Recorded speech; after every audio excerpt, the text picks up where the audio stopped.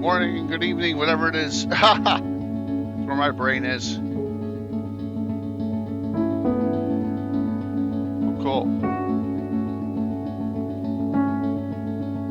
Nah, we're good.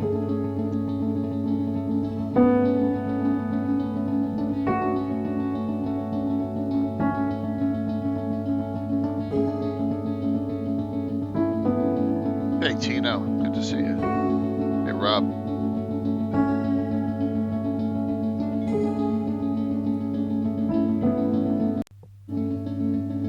Your repurposed freighter drifts through space. As you stare out at the star-flecked void, another ship comes in. Wait, is this sci-fi? I thought we agreed on a World War II campaign. Oh, did we? That's cool. I can pivot. The smell of smoke curdles in your nostrils. Hold up, I thought we were prepping for a zombie apocalypse campaign. Alright, here's what we're doing. It's the year 3700. Humanity's elite fled to other planets long ago, taking with them all forms of advanced technology. Earth survivors scrape by with historic tools as weird phenomena plague abandoned nuclear sites. Witnesses report seeing glowing lights and the dead rising from their graves. And amidst the chaos, 3 strangers will meet in a dim bar. A veteran zombie slayer, a disgraced general out for revenge, and a space mercenary sent to investigate the power plants. Now describe your characters. How did you do that? I have the right tools for the job.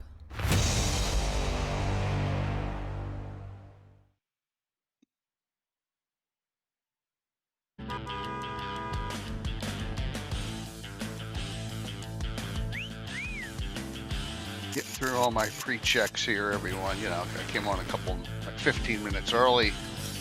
So I'm just going through all. I normally go through.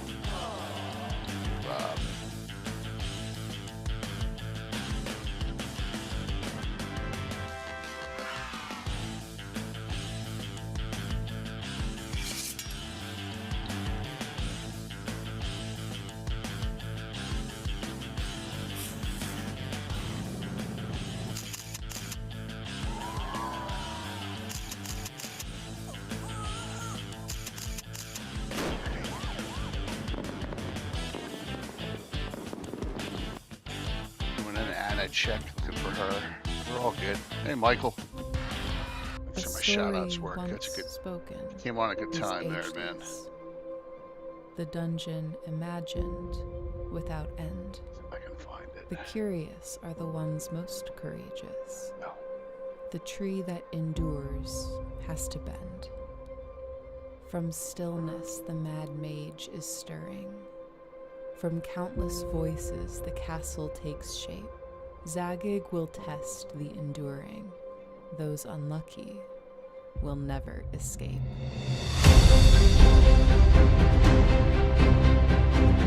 Oh, cool, man. I'm glad you brought that up. Good to know.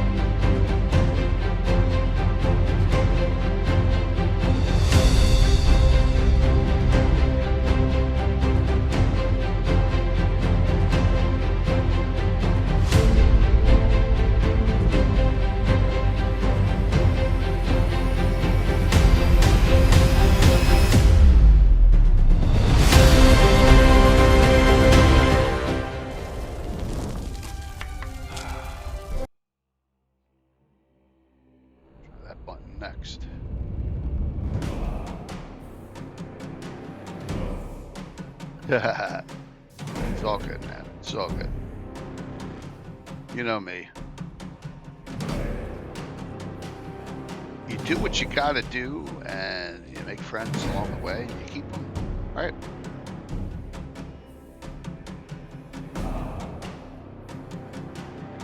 That's it.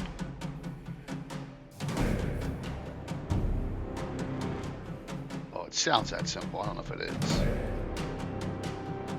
Hi. Hello. Oh, I need to turn off my speaker. There we go. You're good. Yeah, I just get things rolling here. Didn't want to miss any. Yeah. I didn't want to stretch them out too long, but they may go because they're in the middle of a fight. You know, just. Yeah.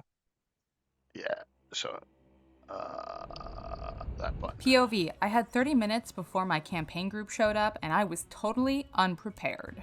I grabbed my Ready Set Encounter box and boom, everything I needed for an epic session. Adventure hooks, map tiles, loot tables, stat blocks, and miniatures, all ready to go. My players still think I spent hours planning our great dragon encounter. If you're a busy dungeon master, get Ready Set Encounter live now on Kickstarter. And numbers are looking great. We're not there yet, I had though, 30 Anna. minutes We're not there before yet. my We're campaign group 3,500 showed short. up, and I was totally No, but unprepared. I grabbed but my it's looking encounter good. box Yeah. and boom, everything I needed for Even an if you epic don't get session. there, it's looking Adventure good. hooks, map tiles, We're loot way ahead of tables, where we stat were blocks, last and year at this miniatures, time. all ready to go. My players Yes, still think I exactly. spent That's hours what I planning meant. our Yep. great dragon encounter. If you're a busy dungeon master, get Ready Set Encounter live now on Kickstarter.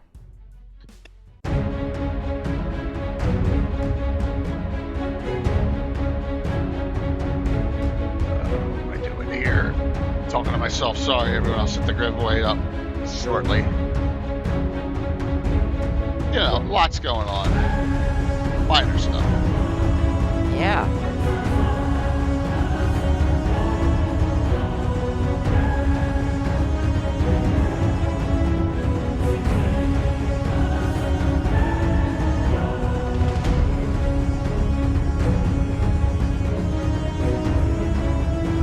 Sure, looks good.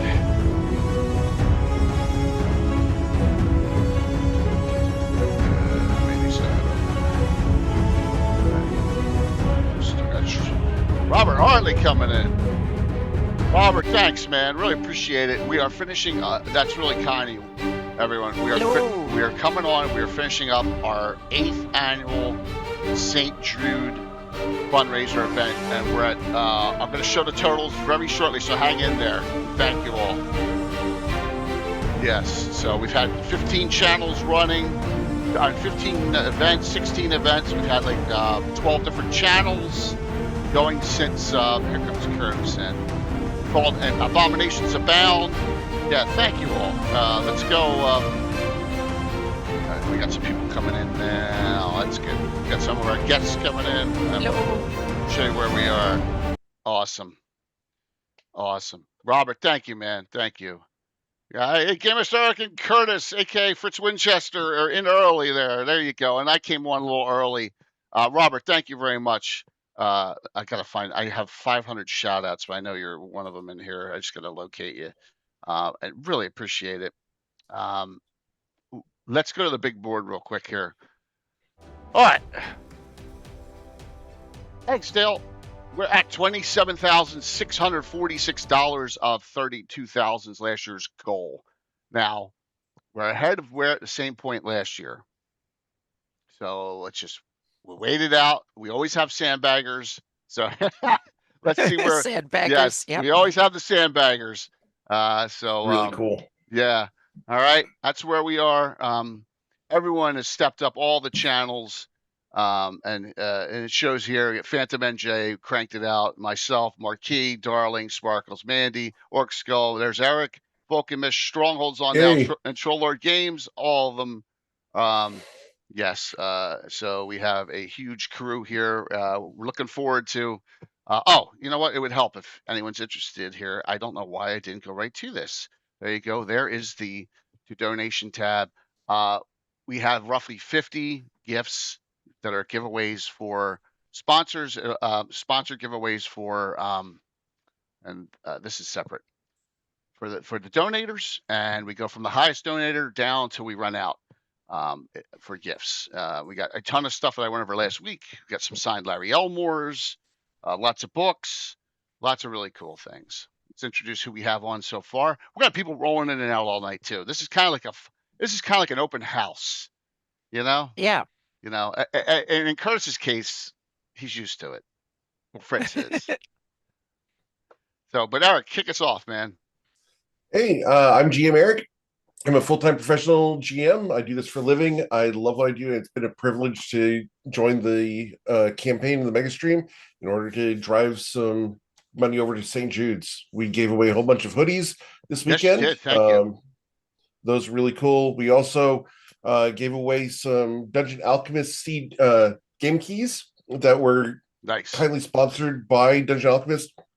they came in and donated those keys for us to give away. So we gave away 2 of those. We gave away some Troll Lord Games gift cards as well. Thanks, Jay, for sending those over. We gave those away. And we got to raise a whole bunch of money for the cause, which is awesome. Like, really humbled by how much money came in from the various viewers to participate. It was really cool. It ain't over yet, Eric. Oh yeah, like, it's great. I've got the link over on my stream, and we got a couple donations after our stream, which is really neat to bump it up a little more. So that was really cool. Yeah, I just got 2 recently. I got Tom forgot to do his Thursday night, and Malden donated too. So there we go. We had them as well. There is a leaderboard. If anyone wants to look at that, we can look at this current leaderboard of all the donators. There's a couple anonymous ones on there that'll get moved off, but yeah. Curtis, the Fritz Winchester.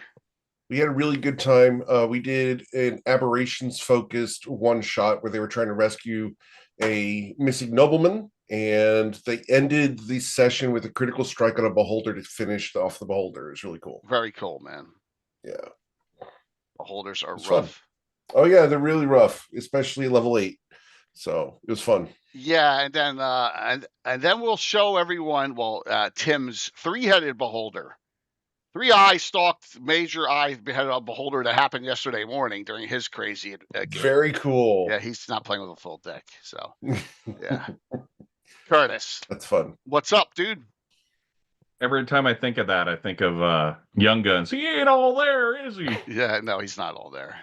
It's the ever mysterious Tim. He's just not. Yes, but that's his charm. There's Dennis. Thanks, Dennis, for the donation just recently. Really appreciate it. Get us moving. Curtis, what are your thoughts? Hi, Anna. Hello. No, it's funny because I was thinking about it today. Now that for the last couple of years is when this weekend hits, then it means Gary Con is right on the other side of it. Mm-hmm. Yeah. And Yep. I love this weekend. It's always fun, always get into a game. Yeah. And then I realize I have absolutely no time to waste now. Oh, dude. Yep. I mean, it's all finalizing. It's like from one thing to the next.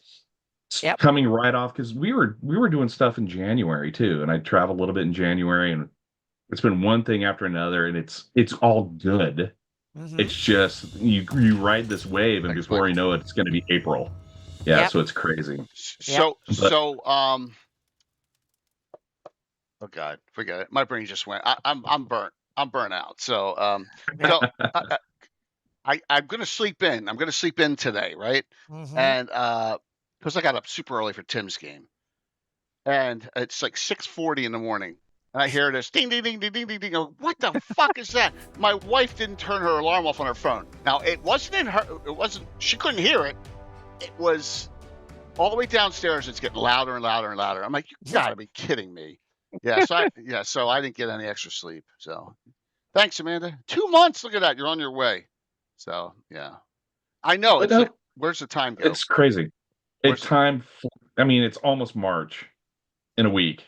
I mean, it's insane. But the this is always a treat for me this weekend, and to be in games with you guys, and it is. I think just psychologically, I was smoked last night because there's only play so much Fritz, and so for so long.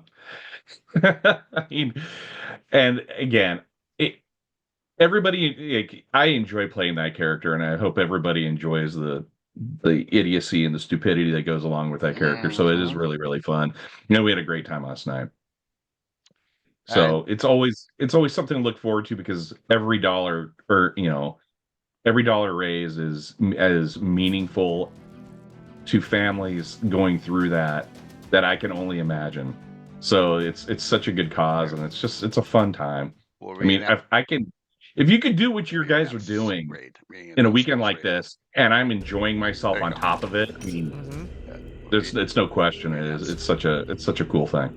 And the group, the group was originally going to be 5, and I'm like, I don't have any clerks in the group. And then I was like, well, who do I, so I'll invite 2. That'll make it easier. So, and then, the Abomination ate 2 of the players.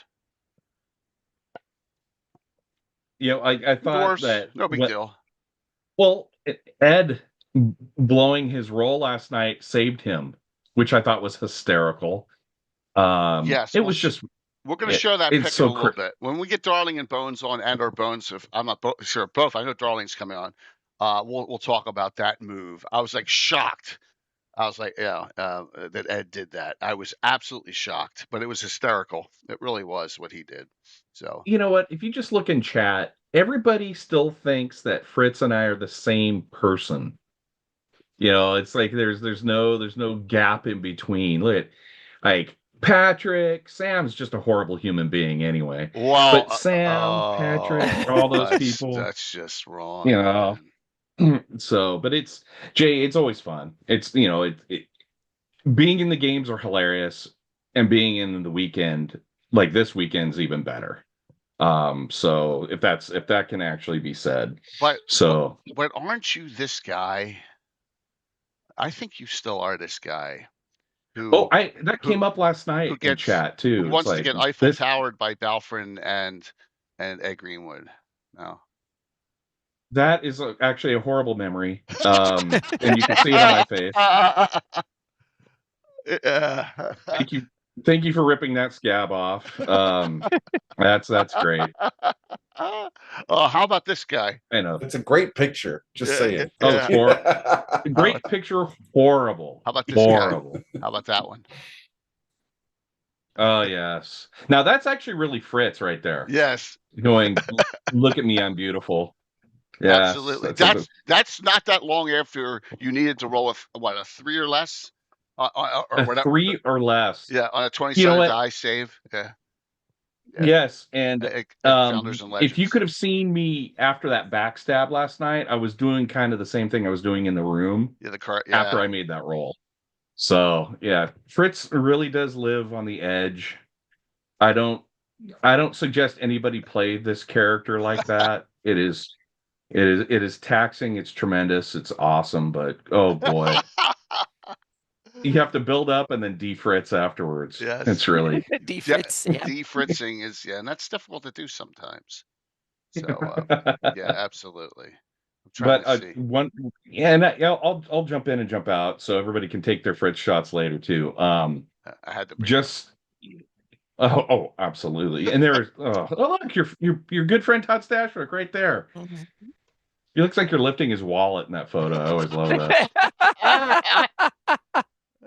But just as an aside too, because you and Anna and everybody else has really supported us as well when it comes to GaryCon and when it comes to Tower of Gygax. I just wanted to add, as of this morning, every spot is filled. It is sold out. Awesome. That's what I think I saw Brett say that on a channel. I was like, what? Wow. Yeah, crazy. How many seats was it? 280 or something? How many? 288 seats over 3 days. Yeah, and everyone was filled. Yep. So that is I am always happy to be around here because you guys have always, helped us out. It's been so much fun doing Tower of Gygax, and I've done it 4 times now, I think, and it's been. This is 24, 25. This will be 26. You've done it a couple times in 24. Yeah, I did it twice 1 year, and then a couple. Yeah, so I think it's 4 times now. It's been so much fun. Yeah. Mm-hmm. Oh, and let's just be honest. Let's celebrate Jay one more time. It's timeless. That he was the only one to survive to Anna's game at Founders and Legends in 2024. Mm-hmm. So Jay can relive those moments one more time. Mm-hmm. But yes, but it also does too, Jay, as an aside, that more people that are involved, like more things we do, more games we play, there's another person on that screen that is involved with Tower Gygax as well.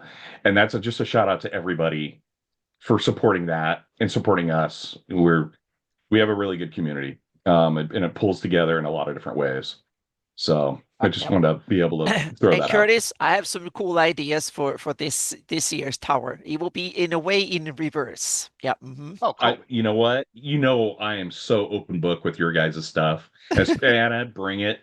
You learned right out of the chute the tone and tenor of the Tower Gygax, it's often very, very yeah, there's only 2 hours. We have to go hard right away, so to speak. Yeah, hit the road hard, and Brett and I then laughed increase from there on, so to speak. Yep. And being on site and watching everybody do their different thing, I've come to settle on calling the Tower Gygax unforgiving. Yeah, I think that's the term. Because if you play your cards right, you got a good shot. If you it could turn on a dime. Yeah, so that's also the part of the nature, I think, of that. It's not a long-term campaign. It's not someone's home campaign. It's a 2-hour intense, cool, like Stronghold convention event, so to speak. And it should be treated as that. Yeah. And so it's really fun. To cap it all off, I got scolded by someone today. Uh-oh.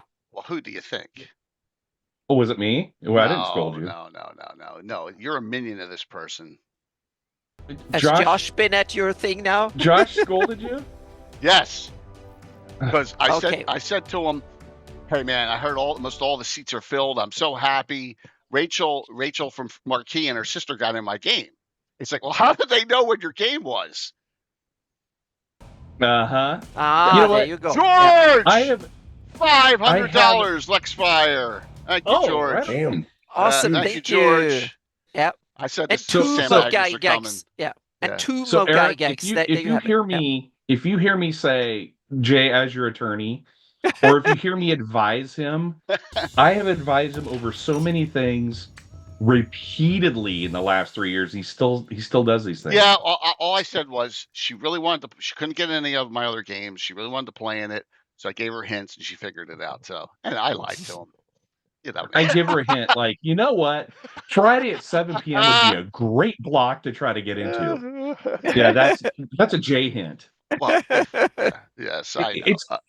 Well, you did it. You've done it last night. You did it with Show Me the Dice, and it's like, especially people coming on board. She's not even going to GaryCon, so it's okay. Oh, no. What I'm saying, like, even in gameplay, especially you're helping people out, kind of get their arms wrapped around the rule set. Absolutely. A J suggestion would be, a J hint is, you probably want to cast this spell right now. So it's like I call it a J hint.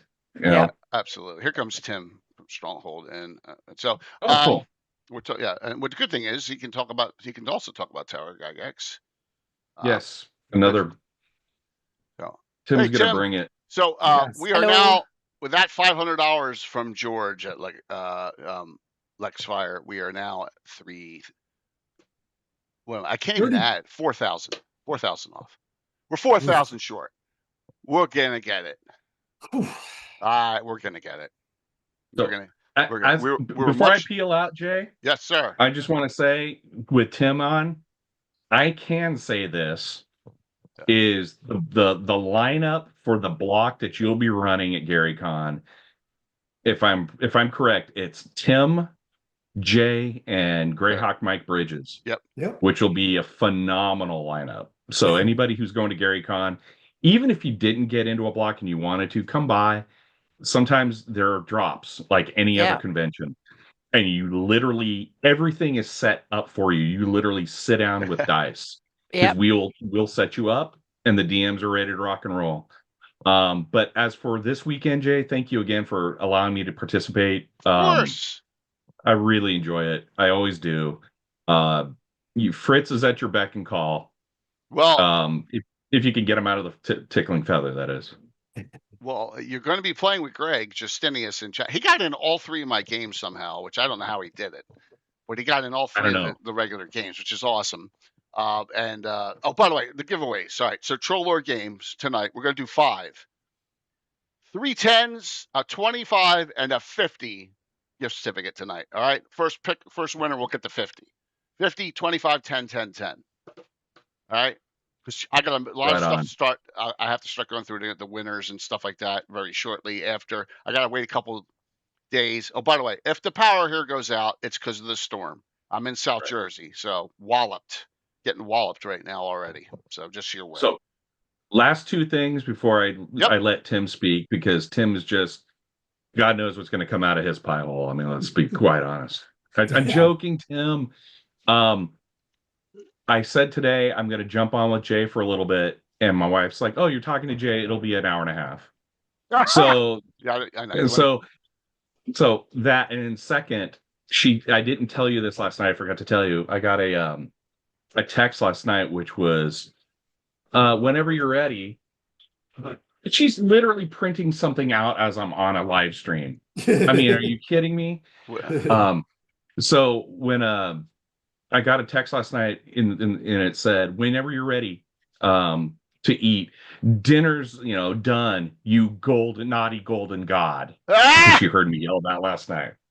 So the backstab that will live in infamy. It's like, dude, you did 82 points of damage on that backstab, man. I mean, a critical hit with critical, yeah. And I'll just add, Erebus, both in the stream and texting me, is like, "Are you going to get in this fight or what?" I'm like, "Will you just chill? Trust me." Well, trust Fritz Winchester. I've got this. He got eaten, man. I know. He got eaten. Got it. He and Scarn, both doors got chomped on. So and that made it even more fun. They did not find Fritz's jokes very amusing when I said, just cause him some heartburn, cause him some hiccups. The joke of the night. I had the joke of the night. So yes, you did. And that was the halfling. The halfling came. Tim's halfling, Leuven, came up to Fritz and just looked at him and said, "Mine's bigger," and then walked away. The halfling.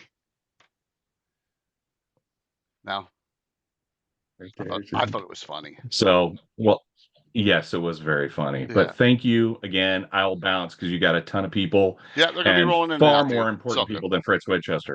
Dude, I'm going to be bouncing as well. Nice seeing you, Tim. I'm going to head out as well. Have fun, guys. Thank you for everything, man. Thank you so much, Eric. Bye. You guys are awesome. Thanks again, Jay, for putting it together. Eric, Little Bones won the hoodie last night. She was ecstatic. All right. Awesome. Cool. All right. So they already redeemed it. They're good to go. All right. Awesome, man. Thanks a lot. Yep. Thank you both. Take care. Be safe, See guys. ya. Okay. All right, thank you, guys. I'll see you later. Good night. We got people rolling in and out all night. Yeah. It's going to go. So it's all good. I'll save this. Why is Ed Greenwood's character on the top head of Sathaga? We'll talk about that when Darling comes on. What the hell is going on there? Yes. So stream went well, right, man? Everything's gone well this whole weekend. Yeah, we just popped right in. That was a good game, Tim. Yeah. I gave him the same beholder that you fought when you were on our channel as well. Oh, cool. Yeah. They were real nervous. They didn't know it was a zombie beholder, so they hit him right away. Yep. Yeah. It was a blast. They used a lot of cool techniques to sneak around some of the monsters, which is really good. The Remoraz, they beguiled, so it wasn't able to move. So that was really cool. And then Pete says I'm mean. No, you're mean. Yeah. A little bit of meanness is probably a good trait to have as when you run games. Yeah. You don't have the ever mysterious Tim DM then for you if you want to see mean. My God, he killed the entire party. Like it was nothing. That should happen every 10 sessions or so. How do you build a campaign setting if you kill everyone? No, you should not. But there's always resurrection and some of that stuff. No, near TPK every 3 or 4 sessions, and then a character death every 10, 20 or something like that. It's probably it's like a good movie. There should be some casualties in the story over time. There's Rachel Marquis. Yeah. What's up, Rachel? Hey. Hi, guys. Good seeing you forever. Hey, yeah. It's great to see you. Here comes Mark as well. Awesome. Great to see you both. Yes. So we are getting close to the total. We've had probably another $550 just come in. So we are 3,300 off right now. Is that right? I can't add it. I'm doing this easy peasy. Yeah, it'll be 2 hours. Yeah, we got it. We have a lot of those last second people that come in. Hey Bella, good to see you. So first off, Rachel, I just want to say thank you because I got in trouble from Josh because I told him, Rachel and her sister got into my Tower Gygax game. How the hell did wait, it's a different game? That's so great. He's like, well, how did they know when you were DMing? Yeah, so, this is the crap I was like, yes. I said same time as That's last great. year. Yeah, it's all good. It's all good. Yes. Looking forward to it. You Yeah, guys, I'm ready. you guys kicked ass, man. On your stream, you guys almost did $2,000. Yeah. Yeah. Yeah, I think our original goal was 830. Yeah. And because that was what we did last year. And we met it within, I think, the first 20 minutes. Really fast. And Really then I think fast, Razkul in chat was like, you should just make a new goal. And I was like, oh, actually, that's a good idea. Yeah, so we kept changing the goal. Yeah, you can add. You can't go back. You can always add on. So yeah. Yeah, absolutely. So we changed it twice and met it each time. So chat was awesome. And I noticed you guys set some really cool like bonuses people could get. Hi, Hey, everybody. darling. Hello. Hi. And that seemed to work really well with them. Mark, what did you have as options? We had potions. We had bless dies, so extra d4 to the roll. The advantage die, so I could reroll a d20. And then the one that actually was redeemed a lot was the big boost, which is everybody got to add 1 to an ability score, like all the players did. So that helped them out a lot. They got really high on their ability scores by the end of the game there. Oh, that's right. Yeah. They got. What was that? Was that a $300 one or $250? That was $100. $100. It was 100. Yeah. Yep. It got redeemed, I think, at least 4 times though. So nice. I think we got up to 20 in some of our stats, like some of the players did, which was fantastic. Fun. Yeah. Very cool. And the game went well. Did that any deaths? Yes. Kind of all of us. Cork's like, I know I'm gonna die. Yeah. Kept on saying so. Yeah. Yeah, it was essentially we were trying to stop a ritual and we did not stop it in time. So Celtic Boar with another $300. Yeah. Wow. Nice. All righty. We're at 3,000 to go. Is that right? Yeah. 3,060 roughly to go.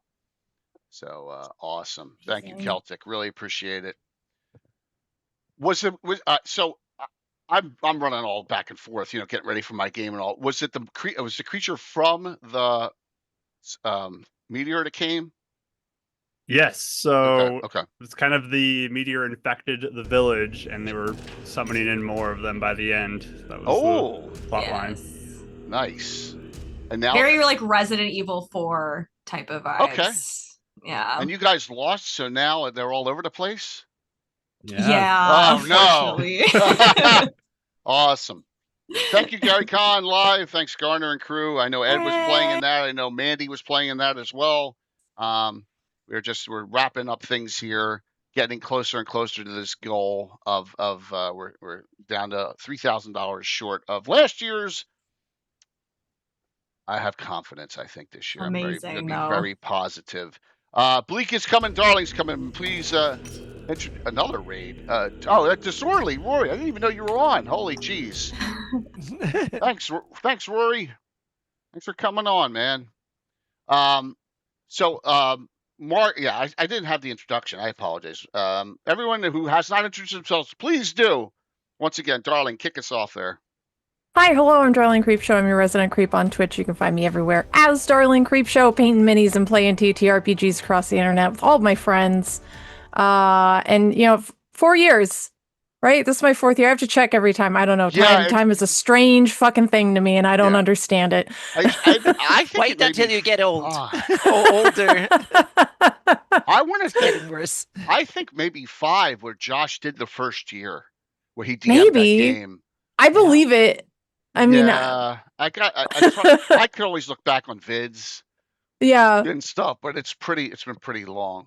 Yeah, absolutely. So it's appreciated. You guys kicked butt too that night.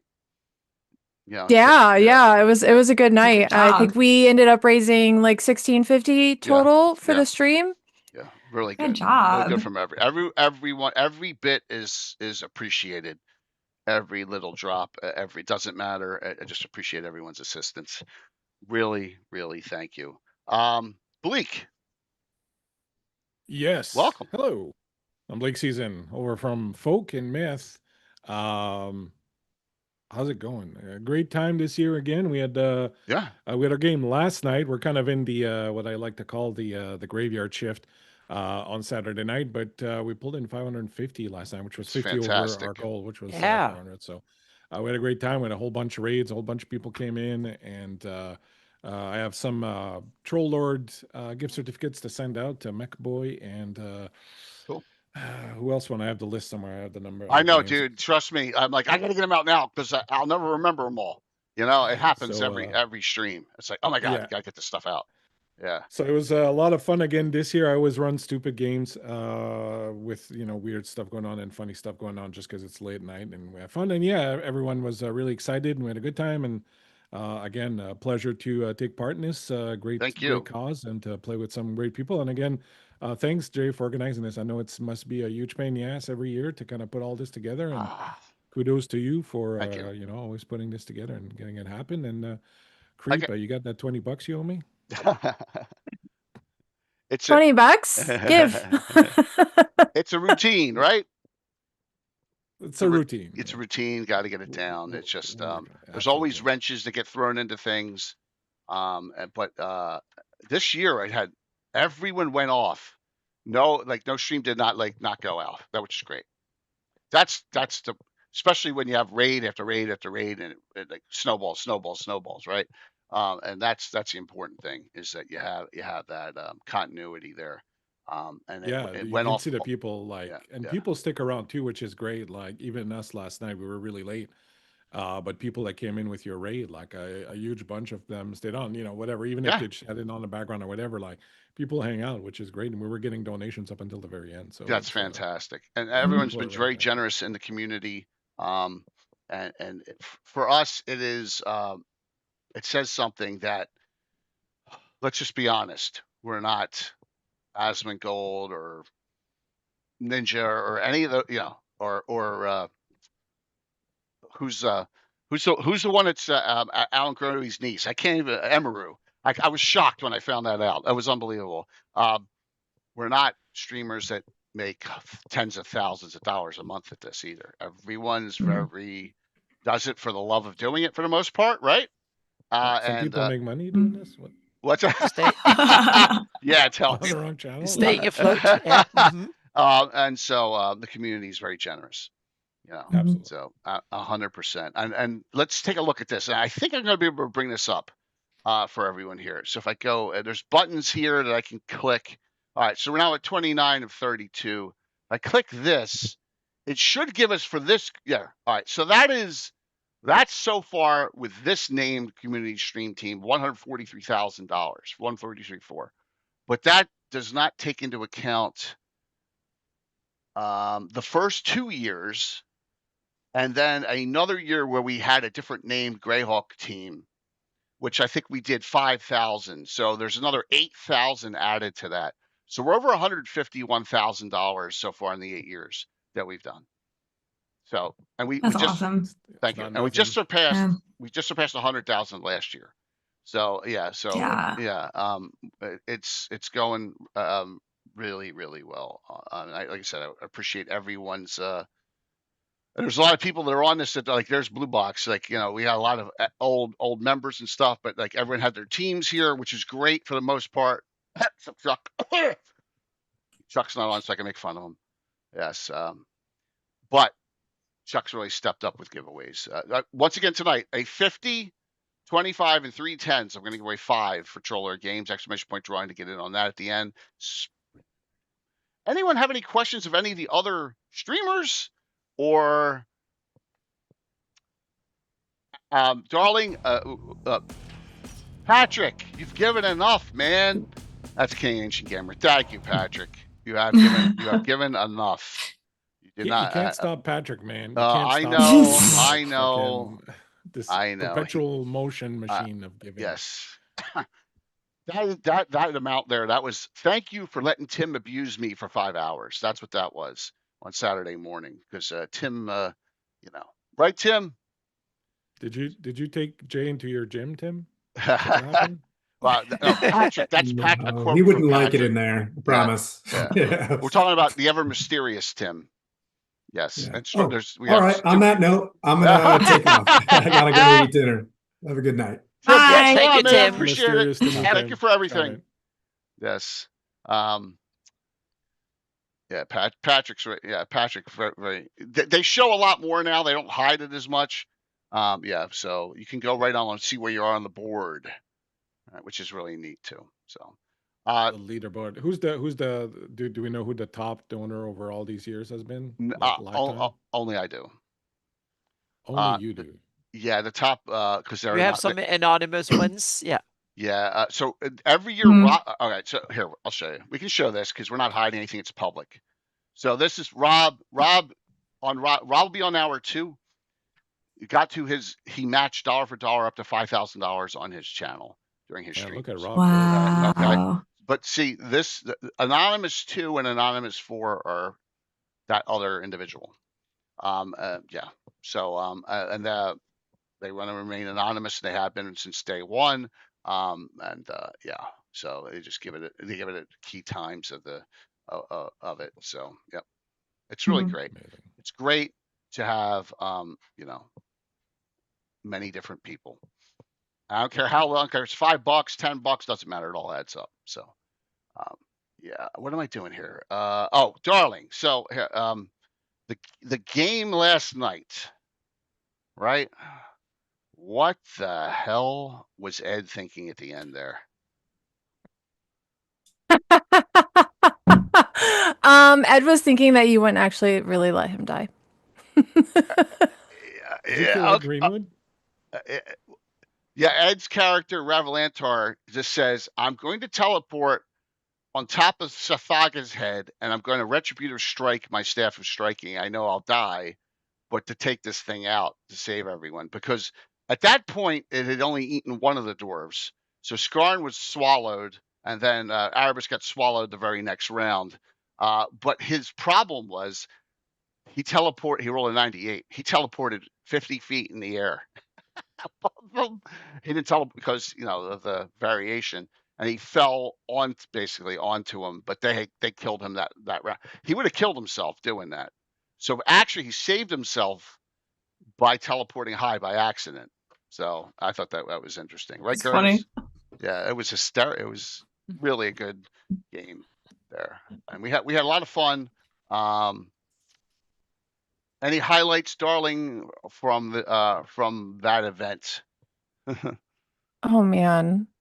It was really fun. The having the hastes, the double hastes, really saved our asses in that game. Yeah. Fritz getting the crazy hasted double backstab with a crit on that caster and taking him down in one. He was undamaged. Turn was insane. He had that was so good. Yeah. So I'll give that to Fritz. That's the only thing I'll ever give to him. But we got a $3,000 and a $1,500 donation, and I was like, I'm not doing hero points. I can't keep. So I gave everyone from the 3,000, all 7 players, a double haste, no aging, 1 time, right? So you could do 2 full actions, 2 spells. I didn't care what it was. And then we got the other 1,500, and that came from Scala, Grimer. I said 3 more people can get another one. So Bones, Darlings. So it was Molly Hatchet. It was Devin and Ravalantar. Ed's character, the wizard, all took the second one. So, and they all got used. Every single one of them got used. And that was the difference in the fight. But that was part of the fun. Yeah, they were hasted there, Chris. Yeah, they got hasted. So it was. That was the smart way to do that this year instead of the insane excessive amount of special hero points. Right. I wanted to change it up a bit. I thought that was good. And there was a monster called a black rot. It was a smoky creature, just like the festering lung on Thursday, except it rotted your limbs off. And that thing was nasty. Yeah, Ravalant. Hey, Josh, good to see you. I will be seeing you at GaryCon. I know you're playing one of my games. I forget which one though. It's the first one. I think you're playing in the game with Fritz actually. He cast 2 spells to kill it off because he was going to have who's going to have a limb fall off. Oh, there he is. There's Brett. Brett got swallowed. So that was a great game. And thank you to Mike Disney for doing the paint job on that miniature. Like I said, it took me a long time to find it for Sathaga. It's and he did a great job on it. And then we had a lot of fun. So I'll keep that in the background here. All right. Just got a ton of people on tonight. Thank you all. I know there's still more sandbaggers. There's always sandbaggers, right? They're always waiting for the right opportunity and the right moment. So highlights. Everyone else, what highlight? Anna, what were some of the highlights? Yeah, and then everyone else, give me highlights. One thing that stood out to me that was surprised me really was Phantom NJ Rob's game. There was so many awesome players, and there were songs, there were real bards, and they had performances and stuff. That stood out as one Friday of the night highlights that yeah. That was Friday Amanda night was games singing. Yeah, game. that's cool. Yeah. Yeah, There's that was Amanda. that was a game that I've watched so many games and all of them have been fantastic, but that one was kind of surprisingly fantastic. That was so that was really that was amazing in ways that I normally don't get. You don't get that many singing performances and stuff in our games, so that stood out. But been so many awesome laughs and fun stuff and fumbles and crits and stuff. So cool. Anyone else a highlight? It could be in your own game even, right? Anyone with some highlight? We had one of the game was themed around the story of Frankenstein. The characters had been hired by Dr. Quackenstein to go and find his creation because his creation, called Francis, had fallen in love and had run away to go and become a poet and live a life of love instead of being a monster. And Quackenstein was very much afraid that the villagers would panic when they saw him and tried to destroy him. So the players got hired to go get him. But I had this thing through the donations. Some of the incentives were that you could buy parts for Frankenstein. So whenever someone bought that incentive, we would roll randomly on the kin table, which in Dragonbane kins is the people's cultures and races, and they all have a special skill. And so whatever we got on the roll, that Frankenstein would have a part of his body that was from that kin, so he would get that special skill that race has. And the cool. First one, cool. The first one we rolled was he had the Minotaur parts, so he got the stomping ability of the Minotaur. And the second one we rolled was a creature whose name I forget, but it's like a demon cat with wings. And I didn't want to give him wings, so I said, he's got this ability to soar. And literally the first thing that he did was use that ability to soar and then come down crashing with the stomp and squished one of the characters with because the Dragonbane is pretty killer system. You don't have a lot of hit points and there's not a lot of healing. But it was just funny. We got 4 or 5 of those donations and just kind of rolling up what these parts were. And of course people, had their minds in their gutter and made weird suggestions. I think we're all finding out that having a niche to the donations a little that's different from everyone else's helps. Yeah, people want to see it, right? And I think that's worked. So that was a good. Yeah, that's awesome. That's well. Yeah, that was awesome. More than just healing potions or whatever, which people are always buying left, right, and center. But so that was fun because it affected the game in a meaningful way, and the players had fun with it because they were imagining this creature that kept getting all these weird different parts to it. So we had a good time. They ended up deciding to let Frankenstein and his girlfriend go because they were in love and they thought that it was very sweet. So they let him go. They let him go. Awesome. Yep. It was very romantic. They got attacked by Van Helsing, who was a wolf. That's funny. Fun. And but they defeated Van Helsing and they let Francis go. So Francis was very happy also. So they let him go, but didn't he kill someone beforehand? No, but he had killed when they got surrounded. So one of the mechanics in the game that I put in was that Francis was really soft-spoken and soft-hearted, but he would get angry really easily. And one of the other donations was this device that Quackenstein had that when they used it was called a flappadoodle. And whenever they used the flappadoodle, they could calm Francis down, but they only had 3 usage of it. Right. So they kept calming him down, and while he was calm, he would help them. So he killed one of Van Helsing's guys, because they'd used the flappadoodle on him to calm him down so he wasn't angry. So he just jumped and killed one of the bad guys. But then they had to use the flappadoodle 3 times because he kept getting angry and they were afraid he would turn on them. And every time they used the flappadoodle, I would tell the player, you have the flappadoodle now. What does it look like and how does it function? So the players had to like come up with these crazy. And that sounds like a game you should run at a con too. Yeah, we had a lot of fun with it. It was really funny. And at the end, I had this vampire that showed up that was done like Geralt the Witcher, and like so he was hunting the Francis. Anyway, so we had a good time. It was fun to just do something not too serious that late at night. Yeah. Oh, awesome, man. That sounds great. Fun. So, what other highlights do we have there? Gotta have some. Hey, Andy. Hey. This one is. Oh, I'm sorry. Oh no, he just said my name, so I said hey. Oh, okay. Hi. You're good. Also, it's good to see you. This is okay. So I think I have 2 highlights. One is just that we had that big boost redemption where anyone could add a point to their stats, and that got redeemed enough to where it was really fun to like us live update like our AC just like going up, in different hit points or whatever. So that was really fun. And then this one's stupid and it's a little bit of a call out to Mark, so I'm so sorry, but it was really funny. Mark there was a character's name named Oliver, and poor Mark was sick all week, so he kind of was making the layout half sick, like not all headspace. So he misspelled Oliver's name on our layout, and it was like Olibar, like just something like Avalier. Avalier. And no one noticed until someone in chat pointed it out. And then of course Korg decided to make it just the joke of the day. So every time he would turn to this Oliver character, he would do another name that wasn't it. And so like by the end it was just gibberish. Like no one even knew what his name was. That's the way Korg can run with stuff too, which is great. He takes the joke a long ways. Yeah, spontaneous humor is the best during games. Yes. Yep. So watch this, audience. How many people here right now are attending GaryCon? Raise your hand. Everyone. Yay! Everyone. It's great. Yep. It's gonna be so fun. Yeah, gonna be a blast. Absolutely. Even if I did get in trouble, Rachel. Just kidding. It's my own fault. It's my own fault. You're right. I can't keep my mouth shut. So yeah. Yeah. So Mandy. Yes. How about you? How your 2 games, which were connected, it was connected, it was extended, which means you didn't have to rush it, which was really good.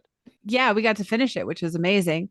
And I see now in finishing it why you're like, I'm not going to say anything. I'm not going to say anything. Because it was the Fiend's Embrace, absolutely amazing to run, super fun. Yeah, absolutely. And I got to actually do something evil, which was great. I've never done that in any of my characters I've played, so that was a win. Did you kill your whole party or something? No, I just because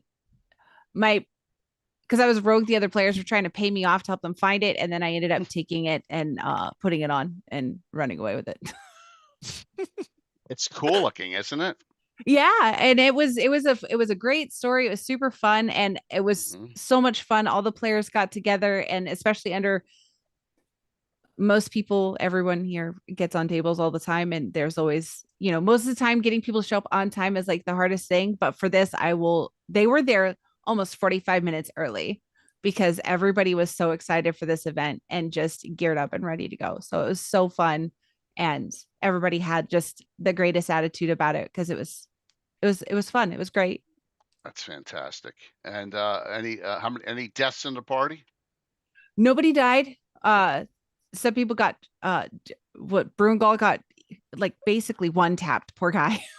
Well, but yeah, that's Brungal. It's okay, right? Yeah, and then I think a couple other players got dropped a couple times. No deaths though.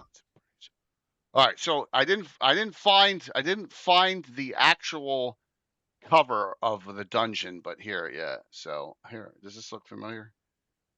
This is a Wayne Reynolds art. Mm-hmm. Yeah, that's it.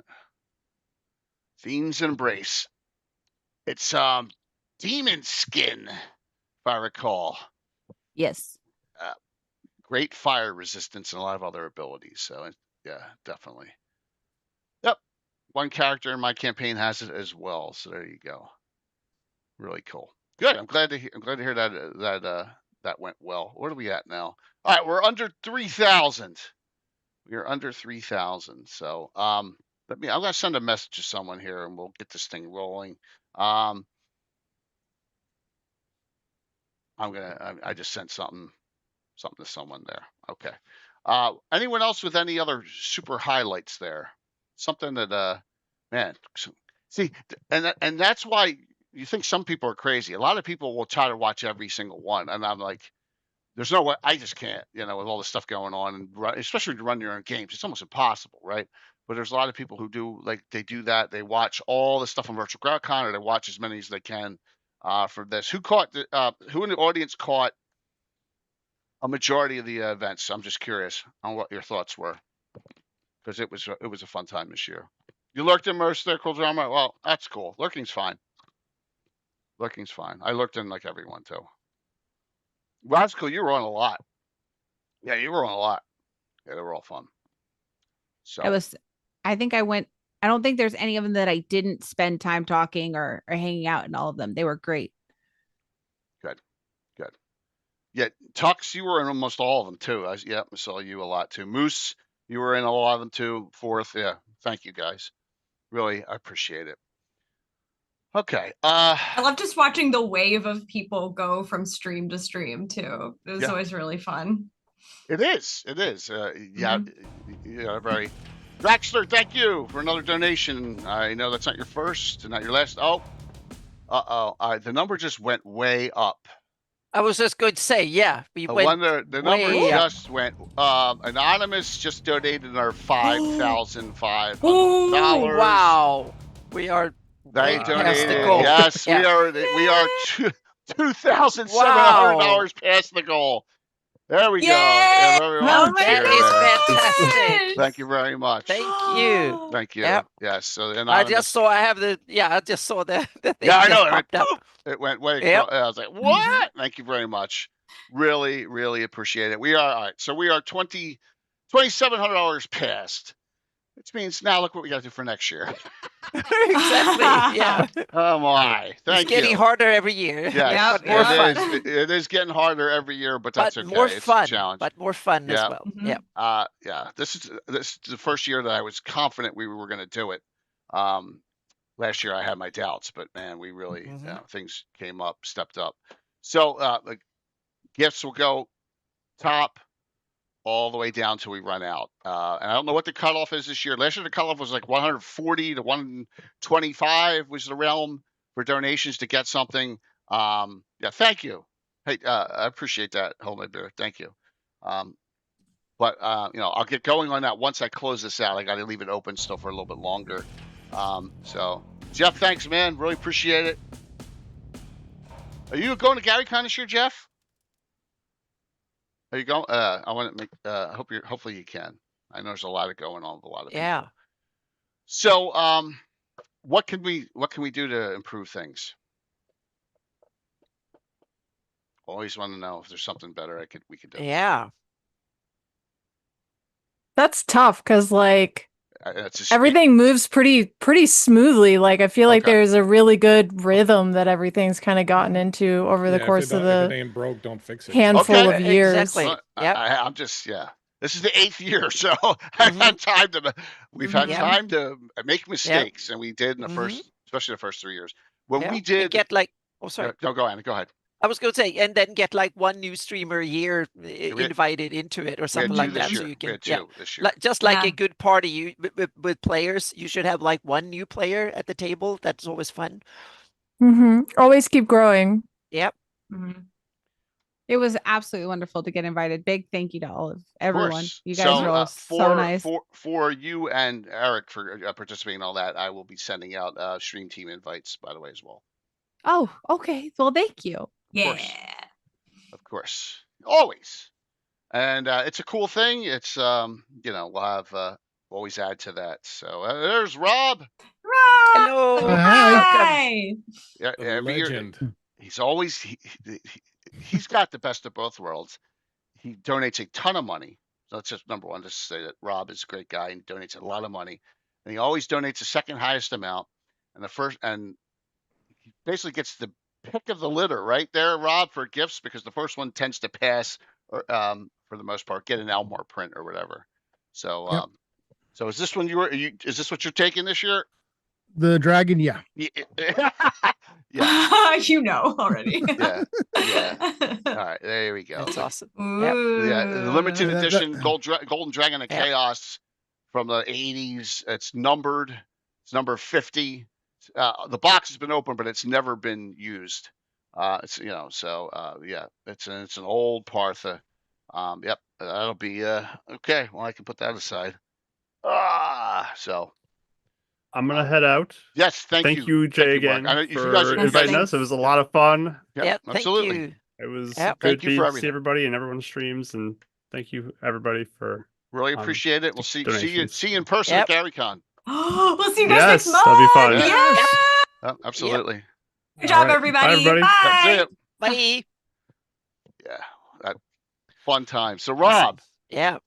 thanks for filling in on that one open spot, and that sounds like a great game. And Oh, that Oh, edit it was a when lot you of fun. charmed it, and you did all sorts of fun stuff with that poor Etin, and there was a lot of awesome performance, and that was a great game. That was a fantastic game. I was legit worried that we were never getting out of the tavern at the start.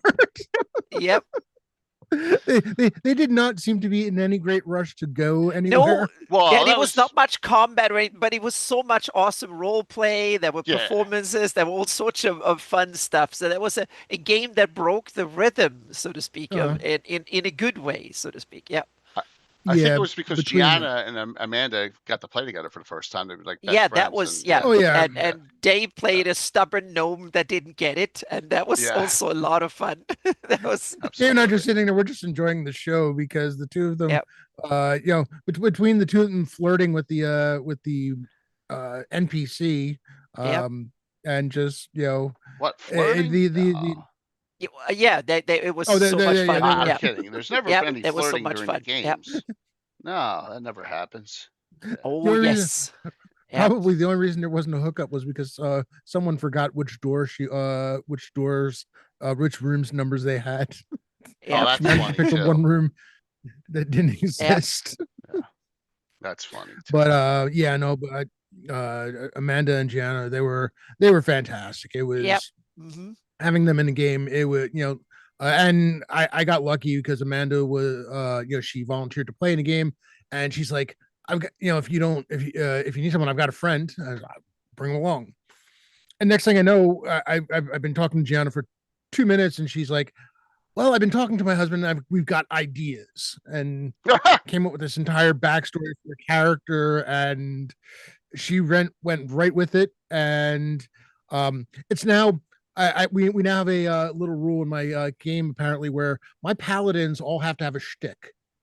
I've got Dirty Dwarf plays with the main group, and he has pamphlets for St. Cuthbert. He's proselytizing all the time. He'll put them on corpses. He'll hand them to everybody that they're talking to. Calling cards. Calling card. Yeah, basically. And then Gianna's character is a paladin of Miras, and she's a matchmaker in her spare time. She actually retired, and because her character is something. Her character's supposed to be like, I think, 50 years old. I'm not sure, but she said she had retired, didn't she? Yeah, she's grandmother's 7. That boy, another $250.05 because he, I guess, I don't know. I'm just seeing if that flipped it. No, it didn't. I know somebody you don't like cents. Don't like that the dollar sign. They like those zeros. But thank you so very much. So wow, we're at 3,000 above last year now. Yeah, nice. That's amazing. Let the panic enjoy now, and let panic set in tomorrow. Yeah, we'll worry about that next year, man. We got so much going to go on this year. Yeah, I'm glad Rob, I'm glad you had a great game. We're going to see both Gianna and Amanda on Saturday morning. Yes. And that group has played once, and Gianna has a really interesting character she's going to introduce in that group, into the unnamed group. and then to add to the fun of it, they get to the point where they realize that they may not be enough because there's 3 player characters and one NPC, and NPC is the cleric, so they don't have any casters other than the cleric. They don't have they don't have an illusionist, they don't have a wizard of any type, and I was like, they sounded like they were just going to go see what the trouble was and maybe go back to town and find tell other groups or whatever that this is a trouble that needs to be taken care of. No, they decided to take on the Etten, and I honestly thought Amanda's character was going to die because she decided to stand in front of the Etten and try to fascinate it, and it worked. And it probably shouldn't have worked. It was fascinate both ever heads? So close. I only did it. Why? I was like, if you're going to stand there and do it, I'm not going to have you try to fascinate both heads. Just like it's just the thing's not that smart. She's standing in front of the thing, and they basically convinced the basically convinced the Etten to go and find hunting grounds elsewhere. And there you go. It's like, all right. Yep. Hey, it's a fundraiser. Oh, it was a lot. Because I get that. I get that from certain people, Dale. Jay doesn't kill anyone, especially I'm not out to kill people in fundraisers. Now I ate 2 characters, but they got spit out. Right, darling. Well, that kind of brought us to this morning's game where Chad stood in, and of course his character's brand new to the campaign as well, so he's about a level behind everybody else. Okay, and not as well geared as everybody else, and my dice loved him. It's a good thing I don't use crit. It's a good thing I don't use crit tables because his character would have been a world of pain. I got him down. I got him down to 0. That's after he had already gotten down into like single digits and was healed all the way up when they had after the first encounter. Which was just kind of the appetizer. Then the main encounter, nope, got him down to 0 because I just kept rolling 20s. And the only thing that saved him in the first encounter was the fact that he kept making his Constitution saving throws exactly, because every time the Scarecrow touched him, if he failed to save, he would have lost a Constitution point. Oh, it's a con drain. It's a con drain. Yeah, that's disgusting. And it's the thing because they're scarecrows and they were just kind of leaning up against and I was like, I need them to go look. Somebody had to go look at the scarecrows because I am not putting the tokens on until those things come to life. Right. It's a good trick. They're there. If they go look, well, if they don't go look, I'll have to figure out if I'm going to have them activate or whatever. But if they go look, they're going to activate. Chad, it was great having Chad with the group, and that's the main group. That's the one that's been going since the virtual Greyhawk Con from October of 2020. 2023. Awesome. Was their first. They were the start of the campaign. So, they're moving right along. They're starting to get most of them are getting to around level 5. I'm looking forward to when they start to get to a little higher levels, because then I can throw some really interesting stuff at them.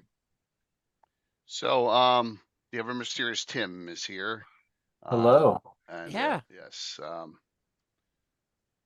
3 skin lives. 3 skin. I loved how you killed Will's character. You're like, you know what? Vampire touch. That was great. It's like I listen. I told her I was going to ease her pain, and I did. Yes. Well, she had kind of helped connive a little earlier, I think. In one of the early shows, helped. She didn't do anything, but she didn't stop 3 skin from being killed the first time. So paybacks, what it is. Basically, the entire party decided that I needed to die and get rid of my goblin form, so they got killed. By the way, everyone, this is Tim. Tim has a reverse dungeon. So, Tim, how did you think it went? Yeah, I thought it went great. They're normally, they grew up as goblins. Now they've been reincarnated a couple times by keeping their mental state with as they grow. Mm-hmm. And they're cantankerous, and they're always conniving and trying to get one up on everybody. But man, they really upped it. This last one, I was like, are we gonna actually do the game? Because they were really all like blaming each other and pushing the envelope and then trying to throw a wrench into it, I guess. There were no tactics in the first fight. They all stood. They're all right in the same spot. Like you're gonna get area affected. Before the first fight, Alex tried to derail everything with disobeying what the chief said. Oh, I thought that was funny. I thought that was funny. But it was like, yeah, they're all monsters. They'll end very badly. Tim's game starts at 8:00 in the morning, so it's hard for and Curtis always complains. Oh, I get the announcement for the game at 5:20 in the morning. Sorry, but they their patron was saying time to dance, time to go do your job, and they fought my monstrosity I created. They called it a 3-holder, but actually it had a face on its back as well, so they didn't see that one. It's the my son helped me name it. It's the Omna holder. Yeah, it had a main head, 2 smaller. It had a main head and then had appendages with 2 other heads on them. And this is also the second time that Threeskin has managed to be the only one who didn't get killed. Yes. In the same encounter that everyone else did. I think it was the reaction to somebody actually being able to know that Threeskin kind of ran away and was keeping self alive. Yeah. And did my homunculus see it? And just I know what you did. It was amazing. I was cracking up. It was great. Because I know what I did too. I don't care. Yeah, I know what you did. Tim ran a reverse dungeon at Page as well, and that went really well too. Correct? Yes, that was fun. Yeah, so he's got the descendants of the current ones. Yeah. So that was fun. Jay, I'm gonna have to step off. Hey, man, Blake, thanks. I gotta give the thank you so much. Thank you for everything. Thanks, and all everyone. your Great job, everybody. Fun again this year. Let's do it again next year. Let's rock absolutely. It Absolutely. Yep. Everyone. Congrats, everyone. See you, Blake. Thank you. I gotta do the same thing, Jay, so I can start getting all my stuff set up for tonight. We're not leaving together. That's I know that's suspicious. People get out. Go away, Bleak. Be gone. I rebuke you. So, well, we surpassed it by $3,000 already. Nice. What are you gonna do? It's amazing. Awesome. Hell yeah. $35,000. Oh my gosh. If we add 8,000 to this, roughly now we are at. Look at that. It's just 150. We're at, whoops. It would help if I showed this to everyone. The group has raised about $158,000 since the beginning now. Wow. Yeah. Since day one. In year one, we only raised $1,000. We did 1,000 in 2005, then 10, then 20, then 25. Right, Anna? I just went right up. So it's been a wonderful ride so far, and can't do it without the community.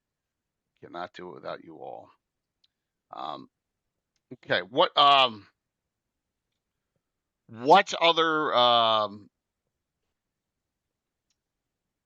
how do I put this? You said don't if it's not broke, don't fix it. So we won't make any real changes. We'll add a couple more streams, and we were going to go on Wednesday night. I know Rory had an issue. I don't want to go. I don't want to go super early and super late. I don't want to go in the middle of the night. I don't because they're not going to pick up a lot of. Thank you, Chris. Really appreciate it. What I mean, unless somebody who's literally in a different time zone where they're and they're going to get donations on their own. It's meaning if there's some European streamers or come and so on, and so there might be. But on the other hand, if it's depending on, since it's an American charity, that might be a little bit more difficult in that sense to get donations. So but to get like a well set up time slots, so to speak, that are filled over the from like at least from Thursday to Sunday, I think would be great. So we did a almost complete job this year when it comes to filling all the slots. Yeah. And my thought is the next way is to get some fairly big names to participate. Well, this year we had Ed, of course, which is great. But Luke was at Genghis Khan. Eric Warren is in Hawaii. Todd Stashwick's on a boat for the Star Trek cruise, and I was like, yeah, I'm like, whoops. Yeah, hopefully so, there could be some more next yeah. year. So yep. Yeah, they were all they're so hopefully that third weekend this weekend seems to work well. I don't want to we can't do it on what do you call Valentine's Day weekend. That's not going to work. There's a lot. This seems to be the perfect weekend between this and Gary Con. So yeah, now it's a tradition, and it was like Curtis said, this is leading up because I've done Gary Con prep while I've been watching. Yep. The whole. So this has been perfect for me. Yeah. Awesome. I haven't even started. All right, Jay, I'm gonna run away. All right, darling. Thanks. Thanks for having me. It was good seeing you guys. It comes always Amanda, a pleasure. Out goes darling. Thank you very much. Bye, guys. Thank you. All right, we'll see you. The ladies up top. There we go. Hello, welcome. Hello. Hi. There's So, the Charmer. I think Amanda has the record this year for being in the most games, which is 3, right? Yeah. Yeah, 3 different games. Yeah, it was fun. It was a lot. I took a 3-hour nap after doing my grocery shopping. Yeah. Because I had to go out and, storm prep because we're expecting right now they're estimating between 2 to 2.5 feet with 60 to 70-mile-hour winds. Yeah. It's snowing here now, and we are in the band. It's either 8 to 12 or 12 to 18.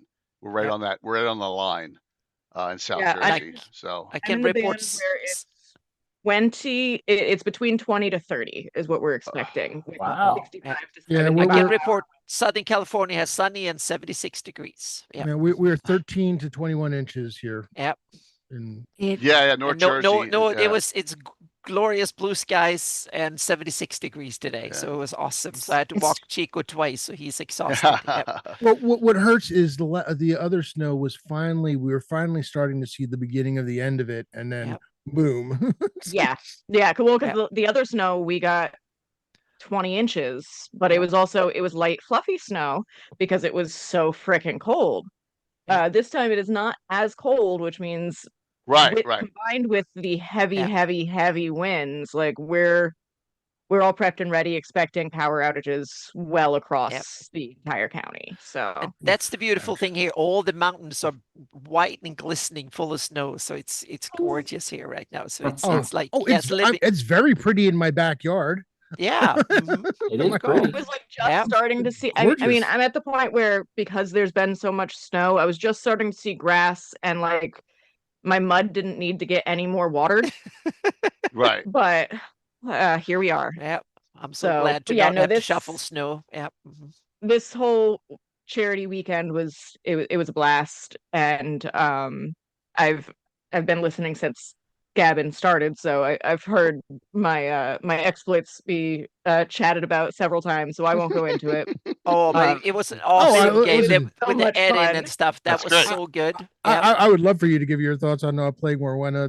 Because that was a lot of so fun. Morwenna is just I mean, she was just very open to, as I said when I before we started, like she was very much built upon the idea of those of us who are familiar with the Witcher franchise in any measure. She was very much built upon the idea of being Dandelion or Yaskir.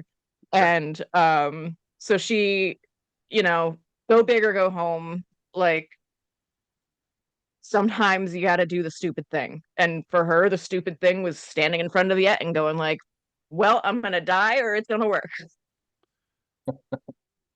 And so it was fun. Awesome. And I found that epic that great either way.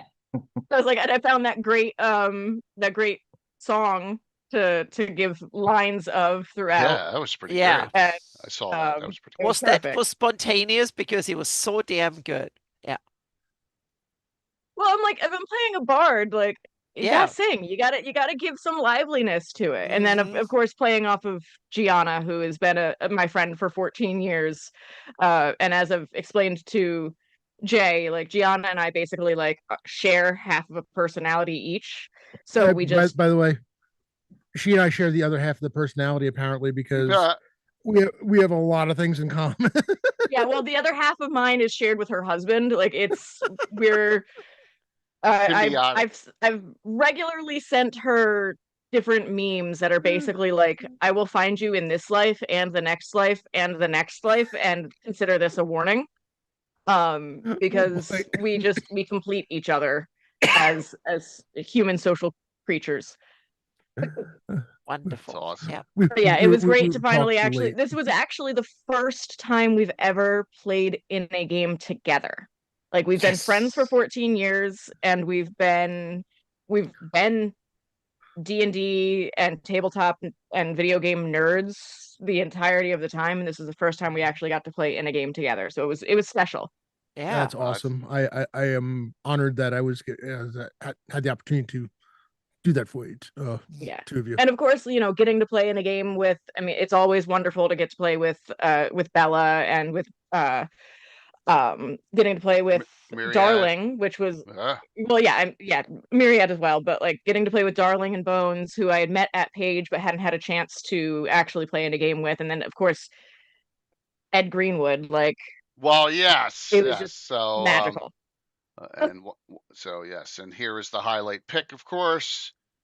Yes, with Ravalantar on top of the at the very end. The art, all of the +2 hours were gone. Everything, both doors were swallowed, and yes, and then we had Anonymous. Thank you for the donation. Really appreciate it. Yeah, so it went well. Now we'll have some mop-up duty in future adventures on all the other things, because there is a group that's still missing most of the people. So maybe a recovery mission coming. But Ed, as Ashburn pointed out, if you can't find them, what good is your offer to revive us? That's so true. That's it. That's why. And Tim, you'll love this. Ravalantar gave Gazumba his some toenail clippings in case his body disappeared. Your favorite. Good know. Yeah. Good technique. Yeah. We already had that discussion. So with that, we already got a game scheduled for next Saturday, right? Let me find it. I know I already brought it up. Yes. Boom. Best laid plans. This is Saturday at 11. 4 returners. We got Tiffany Rose Nickel. We got Myriad. We got You Show Me the Dice, Bella's Deadly, and Gianna Cherry Blossom. We'll go in. All our characters done. All the characters are updated. Just a side note. Yes. Blossom has 2 A's. Does it? Yeah? It does. It does. I promise you. Blossom. Yep. As somebody who has misspelled it many times trying to send an email. Jeez. I promise you it's that too. Okay. Well, I will make that correction before it goes out to the masses then. I am very excited for that game, because I'm excited to get back to playing with Myriad and with Tiffany. I love Tiffany, and obviously I just played with Bella again, but like, super excited. Yeah, Tiffany to have Gianna the great intertwine. Tiffany was checking in from Genghis Khan on the games too, which was really cool. I like. She was, yes. Yeah, absolutely. So Tiffany's great. I love her so much. That'll be, and she has a Winchester too, Tim. I'm sorry. What? Play with him at Gary Khan. What? Ed? No, he's not playing Buck Rogers. So, besides the games you played in, what do you have any other highlights? Oh goodness. There's a lot going on. You played it so many, so you didn't have time to catch up anything else. There was a lot going on. Yep. I didn't really get much time to process the other things that were happening. I will say it is in the game that I played in on Saturday. But genuinely, my highlight standout was that very timely crit from Fritz. Oh my gosh, yes. That was poetic. Yeah. That 5e level number. It's like, it was. Yeah, well, he was hasted. He had stuck, and Brett's still on. Brett was getting a little perturbed too. It was like Brett's like, whispering, yo, Josh Haley, thank you. Here comes another $150. I'm sorry, it's a little delayed. It's probably 6-second delay on Twitch. There we go. Another one. Thank you very much. We'll see you at Gary Con as well. Yeah. And his son is the one we couldn't figure out last year. How was Bill invited to the VIP event? But it was Josh Haley's son, Bill Haley. So there were 2 Bill Haleys. It was weird last year at Gary Con. Yeah. Thank you. Thank you very much. Yeah. So Fritz took a good old sweet time, sneaking all the way around and all. And then he had boots running and springing on. He jumped up, snuck up behind the Tassar cleric, and he was had 6 hit points of damage. He calls his weapon the half sister, which is funny, but it's a long sword of backstabbing, Tim. So it backstabs is 4 levels higher, and he's already 11th. So it's quintuple damage, right? Yeah. So and he crits with it, and then he rolls triple, so it's 15 die 12. That's a career ender. It was a glorious moment. It was, and I took out that spellcaster had a lot of hold persons and other spells coming. Yeah. So that you can't just shake that off. No, you can't. You cannot shake that off. That was good. Kai, you need to get the Gary Con. It's awesome. You really do. You really do. And Amanda, once a thief character gets one of those, they'll never shut up about it forever. No, and Fritz won't either. Expect Fritz to shut up about anything ever. So Fritz negotiated 6 months VIP prepaid service at the Tickling Feather for going on the job. Little does he know that he fell right into my trap, and Revenge of the Fungal Queen at Gary Con fits right into and about a syphilis. All right. Or worse. Yep. Or worse. Yeah, it was funny going through that. It was funny going through the individual negotiations, and I'm sitting there, I'm looking at my character sheet, and I'm like, yeah, Ashrin's good aligned. She's gonna do this just because it's good for people. All right, well, she's gonna call out that maybe they're being a little they're asking for a bit much, considering I also didn't tell you your oldest sister, which a lot of players hate. And her name's Jasia. She's a night officer, so she's in the order of you've decided not to join because you don't want to be under your domineering older sister's thumb. Yeah, but you're a good line, definitely. So, yep. And that's if I ever take up Ashrin again. You never know. You never know. I never know. You never know. I mean, look. Curtis made Fritz his own. What was that, Tim? You got to roll? I'm gonna have to run. Yep, man. Yeah, I'm gonna. Great seeing you guys. Thanks for playing. Thanks for support. Thank you. All right, Tim. I'll be talking to you during the week because we're both gonna be home, I think, tomorrow. Yes, I am. Yeah. All right, sounds good. Talk to you. Bye. Bye. Bell, let me know about Thursday, and I know you're in Saturday, but I got the Thursday game as well. Mandy, Sparkles. Yes. So we have. Is that short for Amanda? Mandy. Yeah. Okay, so we have 2 Amandas. It's okay. Okay, I don't go by anything other than Amanda. Yeah. So. Okay, cool. Mandy. So you've heard all this Gary Con Zero talk. confusion. Yeah. Solved. Did you get to sign up? Yeah, exactly. Did you get to sign up for anything? I did. I got one session in Tower of Gygax. Okay. And that's what I was able to get in on later Friday. Okay. Good. Perfect. So. Because that started during our session. Okay. I'm dropping frames a little bit.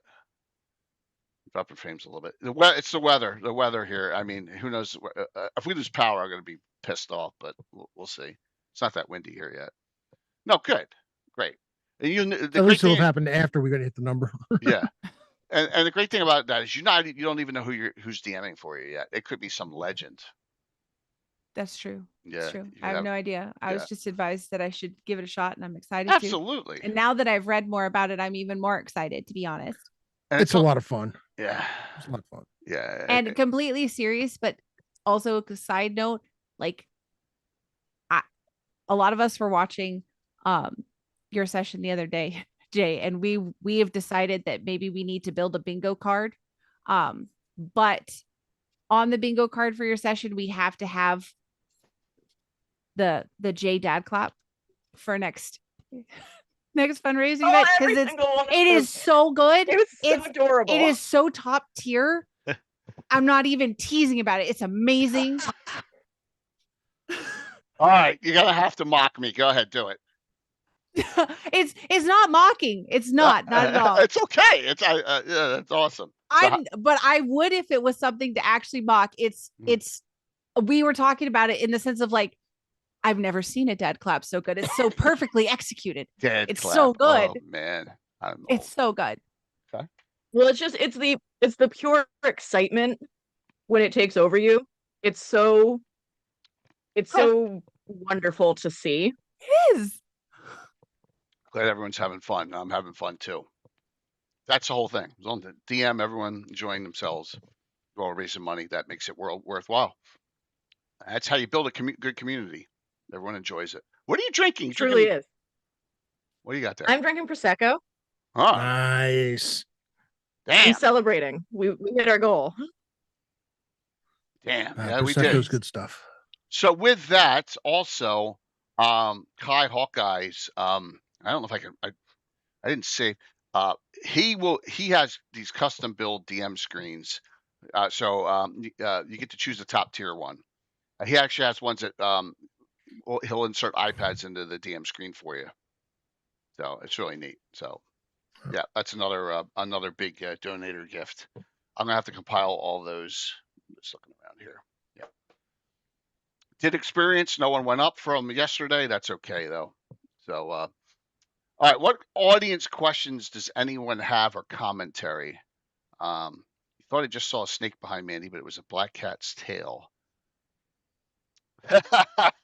Which one? There's Amanda and Mandy. So, oh my God. There's a cat behind Mandy at some point. Oh, I was gonna say it specifically says Mandy, so one me. Behind me, there's a small dog, but then there's hold on. Come here, babe. It's the black one is a Great Dane, so it's definitely not a cat. Forgotten wow. Oh my gosh. Okay. I was just going to say that's the size of a tiger if you that oh tail did not look like it belonged to that dog. No, that's why I thought it was hilarious. Wow. Look at that. Yeah, he's like 170 pounds. Oh my gosh. Holy jeez, 170. Right. Okay. Yeah. This is Bane. Nice. So cute. Cute. Hello. They're both good cute. boy. Yep. Mm-hmm. They are both very cute. Your dog or displacer beast. Yes. And I mean, I don't see tentacles. No, he put them away. See, you fell right into that because now Curtis is going to become Fritz and say something else besides tentacles, just like in Better Off Dead, if you know the movie. He's going to go tentacle. Yeah. So right there. Yes. Okay. So I got a dad clap. Oh man. Those of you who were watching during the game with Rob, I had my my big fat bowling ball cat decided he needed to be on my lap, and he's on a diet. He is like 22 pounds. He is bowling. Wow. He is here. And he's just like I repositioned my camera so that he could be on screen because he's just like sitting like belly out, legs forward, just like doing a happy the whole time. Chunky. He was chonky boy. He just wanted to be loved on. Oh man. Let me just see something here. I'm sorry, I'm multitasking like I normally am. Anna, any questions for anyone who's on?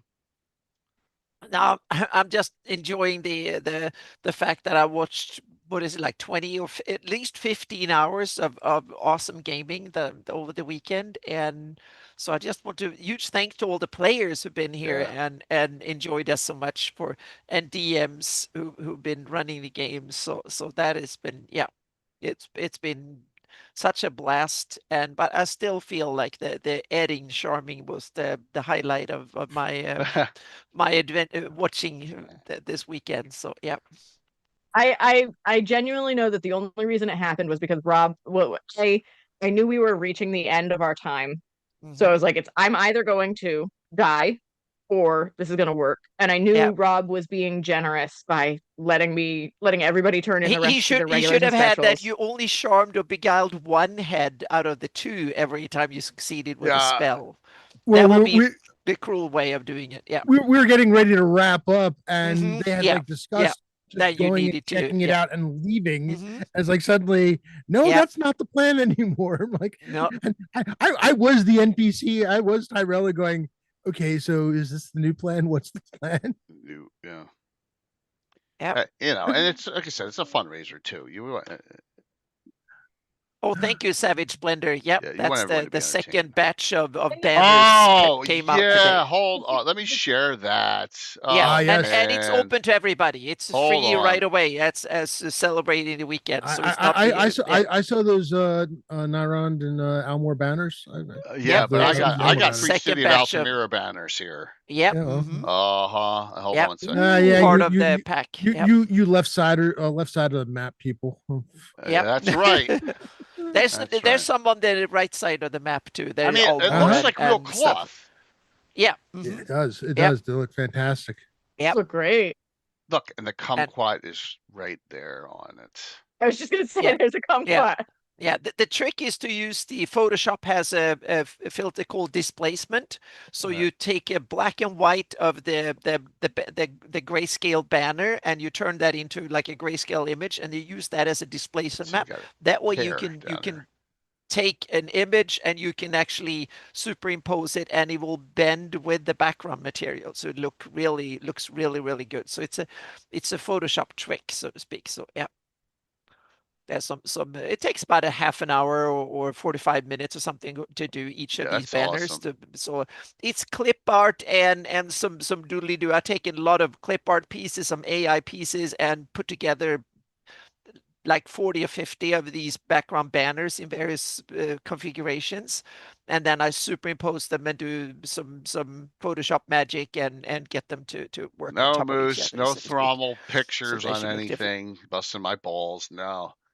All right, hold on. No, but we should have the Thrommel, the banner that never was, so to speak. Yeah. Anna. And there you have that little pennant. Anna. Yeah. It's in our hands now. Thrommel's going to be king. I told you that.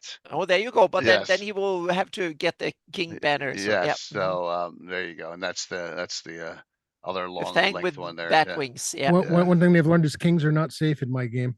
Yeah. Kings are not safe in any game. So Orc Skull's game, he's doing like donations and up, and one of them's like kill king, kill a minor god. I'm like, oh my god, So I'm not going that far. I was like, whoa, that's nuts. But yeah, so I really appreciate these. Are fantastic. So, Thrommel, trust me. I think next year. Yep.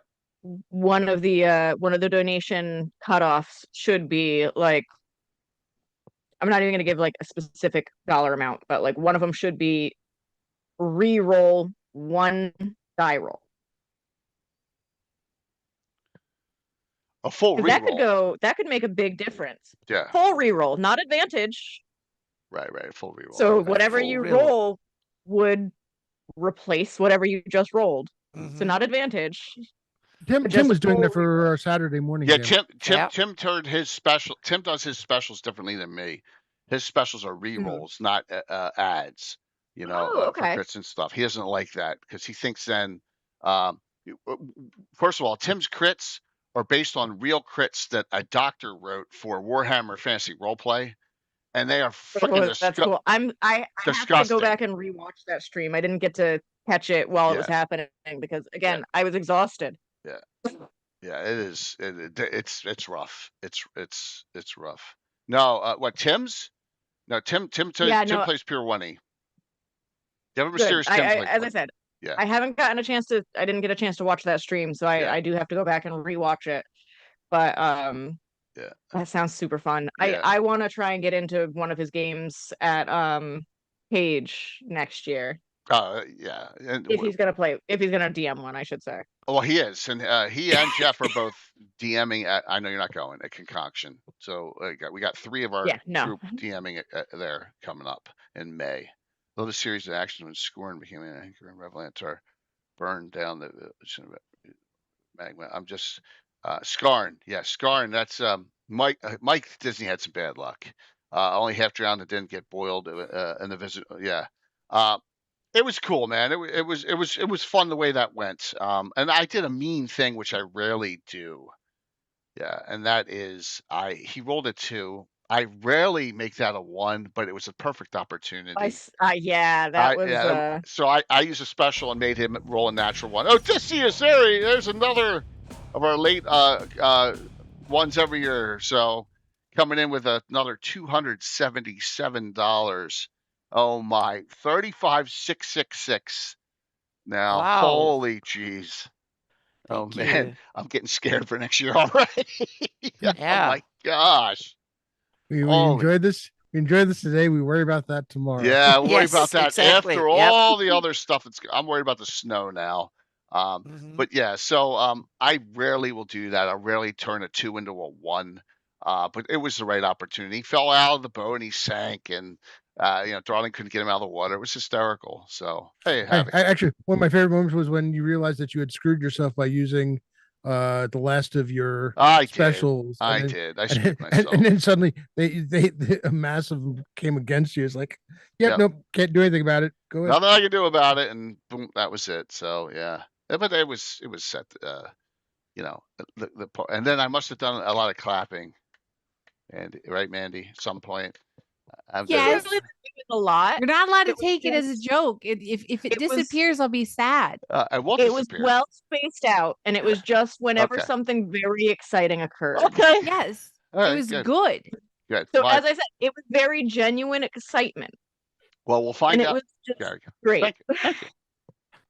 Thank you. We'll find out at GaryCon. You'll get to find out in that game, because that game that you're going to be in, Mandy, at GaryCon is the game that Chris is bringing the Viking blood wine to. Oh, okay. So we'll be drinking early in the morning, which is not usually a good thing, but yeah. Well, Mandy telling Lurker somebody used 2 specials against Ed Greenwood. Yeah, isn't that yes? Of course. Ed, you gotta understand now. Ed is how do I say this?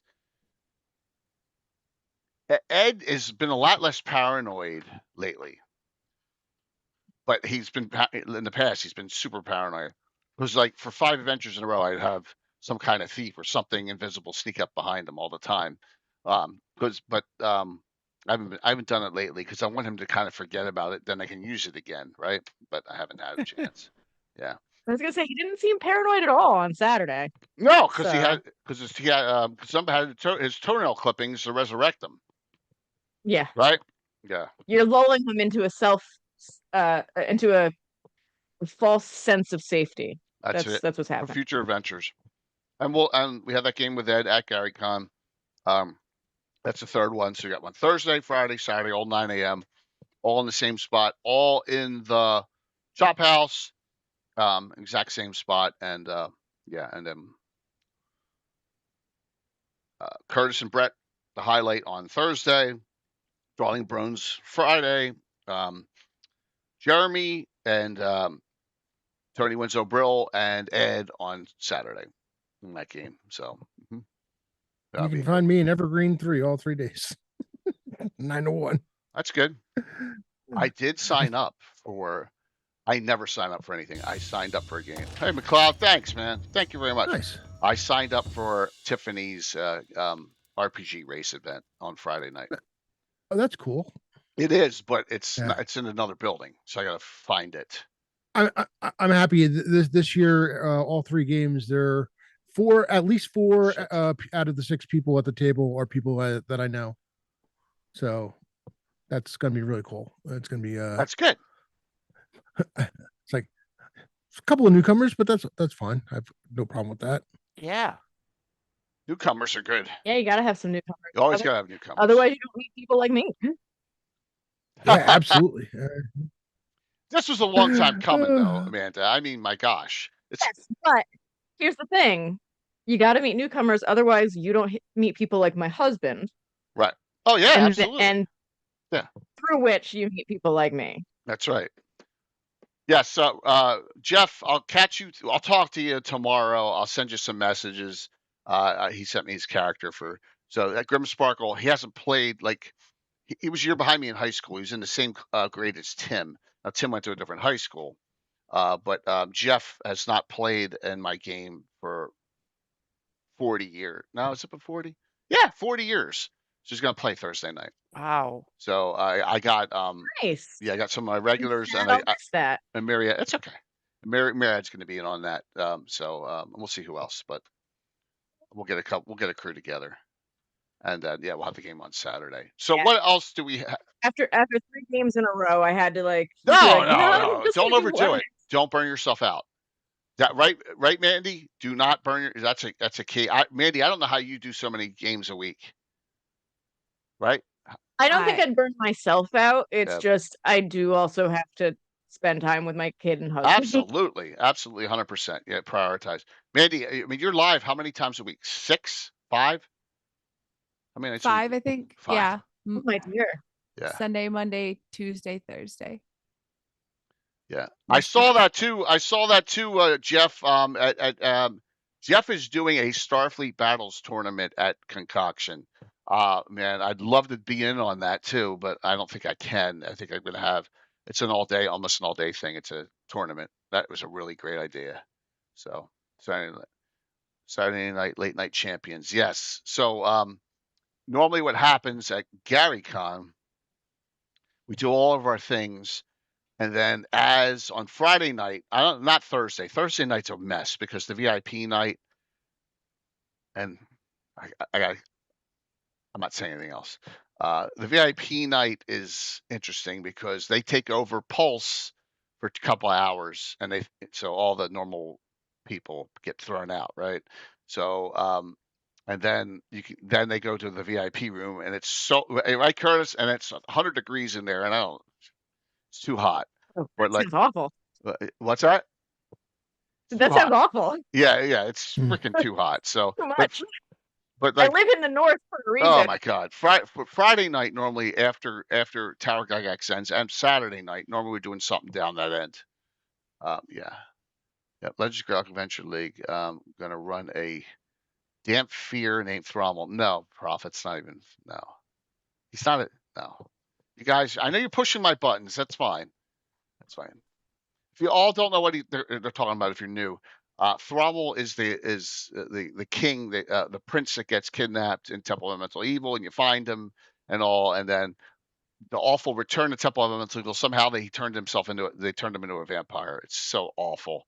Some of the worst published source bullshit. But now it's turned out to be fun because it's something we can tease you with every show. It drives me crazy, but you're all going to get it. So we have to thank Monty Cook for that one down the line here someday. It actually sounds like the game that my husband is running, but I am very certain he's never read that source material. Oh, really? Well, there are times when reading it felt like they didn't read the source material either. Exactly. Then your husband is in good company. So that my husband has not read the source material, but I know in the campaign he's running, and he runs a OSE, Old School Essentials, and so I know in the campaign he's running, he has a one of the NPCs, like the main goal they're on right now. One of the NPCs is a prince, who he's deformed. He has deformities. Like he has difficulty with his arms and legs. He can't really move too well on his own, and he has a collection of maidens that take care of him, and they are escorting them across. Oh, cool. But right now the big thing is they were attacked by vampires, and so this prince may have been affected by vampirism, and I doubt any of my husband's players are watching because I know all of them, and I haven't seen any of them pop up. But I cannot give away where else this goes. All good. That sounds cool. I thought for a second there you're going an Ivar the Boneless way, where he'd fight on his shield, like they prop him up and right? Because if you all saw Vikings or whatever, there was that's a real character from, they took a lot of liberties with that show. So, but yeah, that's interesting. I forget what I was doing. I'm multitasking way too much. Oh yeah, Return to Temple of Elemental Evil is awful, and I've gone over it 100 times on the channel. I don't want to bash anything else tonight, but it's awful. It is. All right. So what other things? Give that box the books that I got won in the giveaway on Thursday. I gave them to my husband, and he finally cracked them open, and he's definitely getting some ideas to play into his next good. campaign. That treasures is great. Treasures is yeah. awesome. Oh yeah, we just did one recently on Temple of Elemental Evil. Yeah, Legends and Lore just recently. Yeah, absolutely. Just take a look. Yeah. Yeah. Yeah. Raskill, it drags on. It drags on. But the Ivar the Boneless is a real character in real history. All those characters are real or legendary. But they smashed them all together within a time frame so they could all be together. But they don't really exist together. Like the guy who's his brother who becomes the king of France, or king of Paris. Rollo. Yeah, they're like 80, 90 years apart in real history. So yeah, so that's the way it works. Yeah. It's terrible. It's terrible. So, but it's going to get fixed. It's just a matter of time. So Mandy, what are your thoughts on I always ask, is there anything else you'd like to see out of the con? That we're doing here. It's not a convention. I'm sorry, the fundraiser. I got con on the brain. Yeah. No, I know that before we were even finished, I was getting messages from people in our group that were just like, we're going to do it again next year. Like we could do so much better next year. Like if we had a year to plan ahead, all the things that we could do. And even Cloud, after we finished, and he took on the 2 days for this, and he was like, if I had more time, I'm like, well, we'll see. I can't just assume. Hey, Sparkles, I want to be in one of your games next year for the fundraiser. Okay, yeah. Or I love playing in other games too. So I anyone who wants somebody to play, I will play. I got to see a little bit of it after one or two of these ones ended, and it looked super fun. And I was like, I want to be in one of them. It was a good time, and everybody had a blast. And I mean, I don't think it could have gone better considering how much time we had ahead of time to get ready. Yeah, it's tough. I'll say this, and Anna remembers this. Year one, we had a whole gap because one channel just didn't go. Yeah. We all know that fiasco. So I had Marco running the first one. Then we had William Henry Dvorak. No, William did the first one. Then Marco. Then we're supposed to have another channel. And I forgot the order, but yeah. Yeah. And then year two, we did. This was the dumbest thing I ever did. And you may not think it's dumb, but we have to remember how much we got donated. Was it $1,000 first year? Yeah, yes, 1,024. I remember the exact amount. Mm-hmm. Josh, don't push. I know you're trying to push my buttons like everyone else here. The TOE brings tribute, Proto Genasi, Vampire Thrummel, and more. Yeah, more. What? Jay has buttons to press? Yeah, I'll press. Yes, I do have buttons to press. A lot of them here.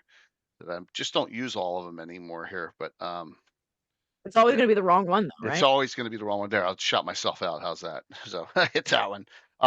Year two, we did a storyline for the entire all the streams, and I was like, oh, that's never happening again, because coordinating that was almost impossible. That was rough, and I think we had 6 or 7 streams doing that over 2 days. It was 2 days. It was 2 days of 6 or 7 streams, going with a storyline. I'm like, nope, not again, not again. So that would be difficult because how do you precisely know how the first one ends. It was fucking tough. It was nuts. Yeah, it was. So there's a series. If you all know, there's a series of adventures called the Falcon series. There's 3 of them. Flames to the Can Falcon. someone post the Tiltify link? DM and Friends is asking for it. Oh yeah, sure. I'm sorry. I apologize. Here, let me throw it up here real quick. I got there. You go. Thank you. Yeah. Yes. You're just salty. I mean, you? Wow. I was talking about. Josh was describing the what Return to Temple of Elemental gave us, and I'm like, there are words they resemble English. Still don't understand. Yeah, exactly. Exactly. Yeah, that was the toughest one. Yep, that's the link. For my every channel has their own, so just you can give it to donate to anyone, but it'll pop up on my feed if you use mine. That's one thing I don't like about Tiltify.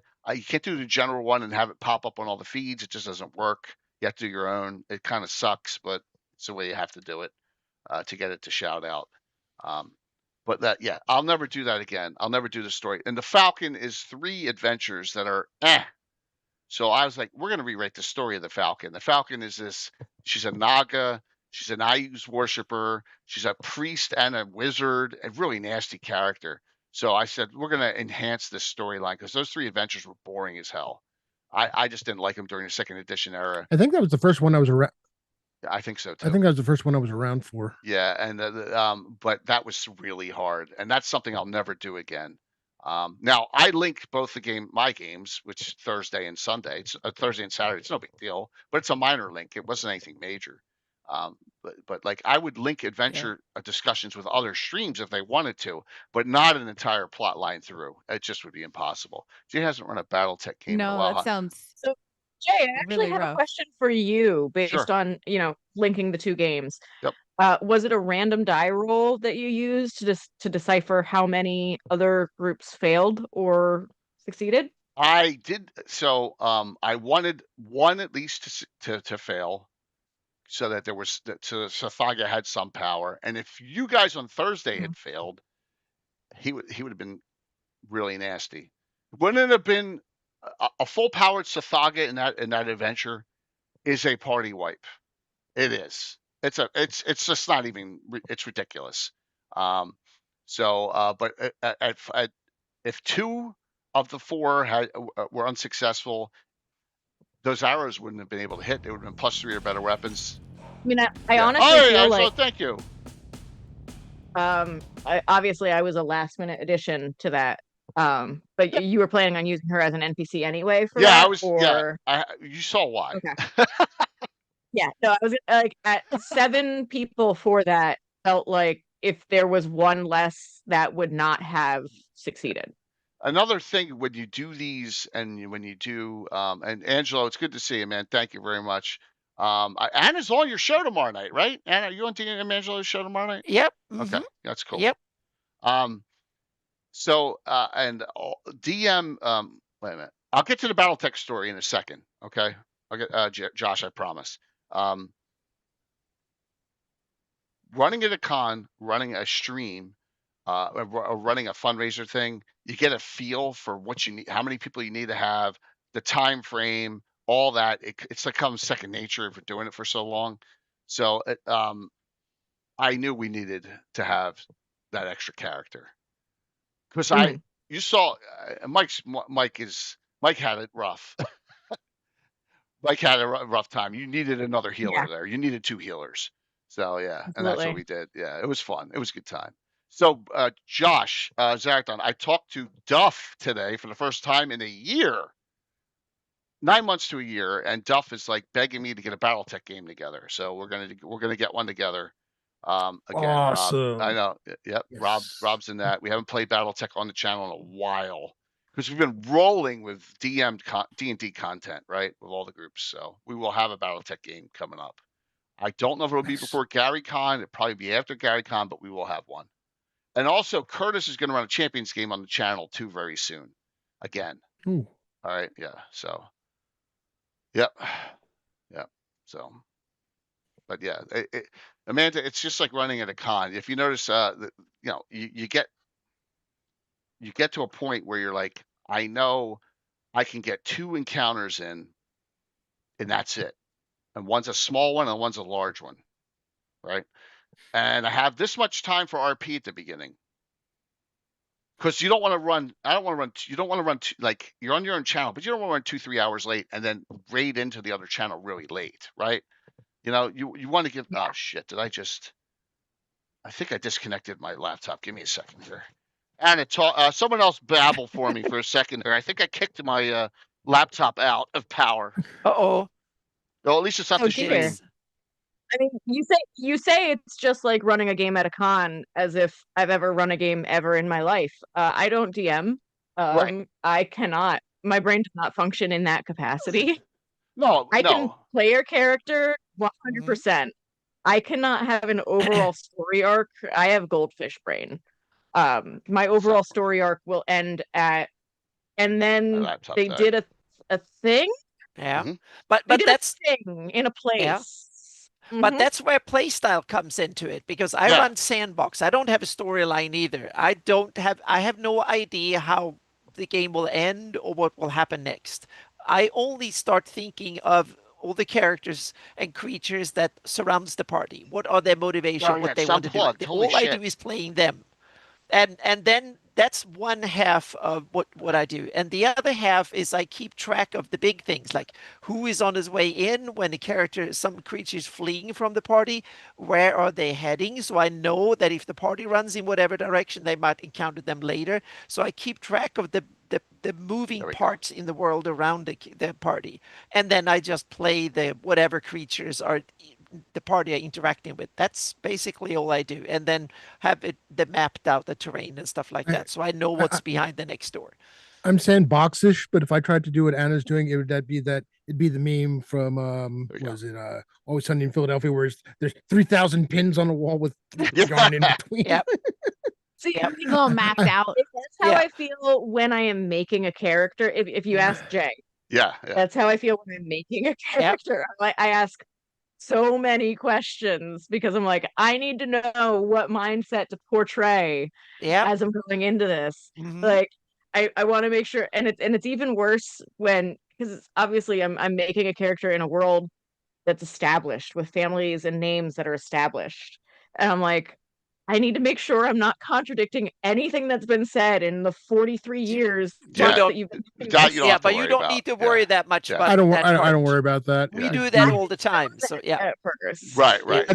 That's why I call it lore, not canon. Because canon is immutable. You can't change it. Lore is what people heard, what people think they heard, what might have been said.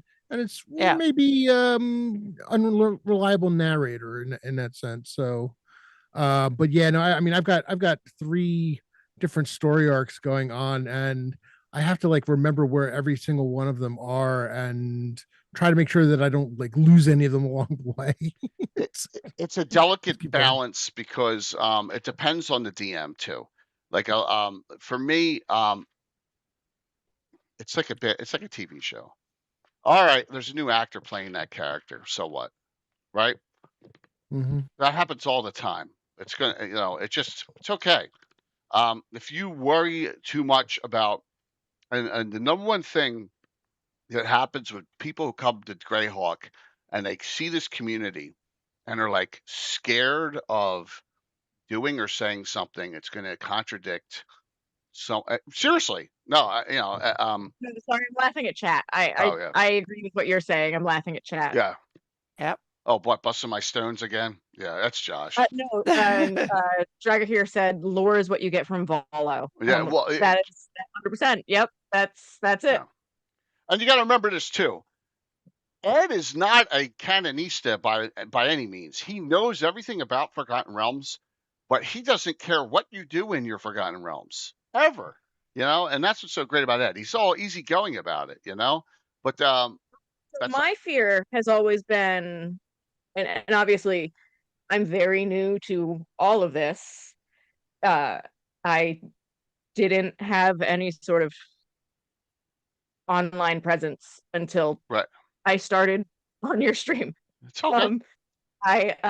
My fear has always been I don't want to do anything that disrupts a planned idea for your longtime viewers. Understood. Because I know you'll go along with it.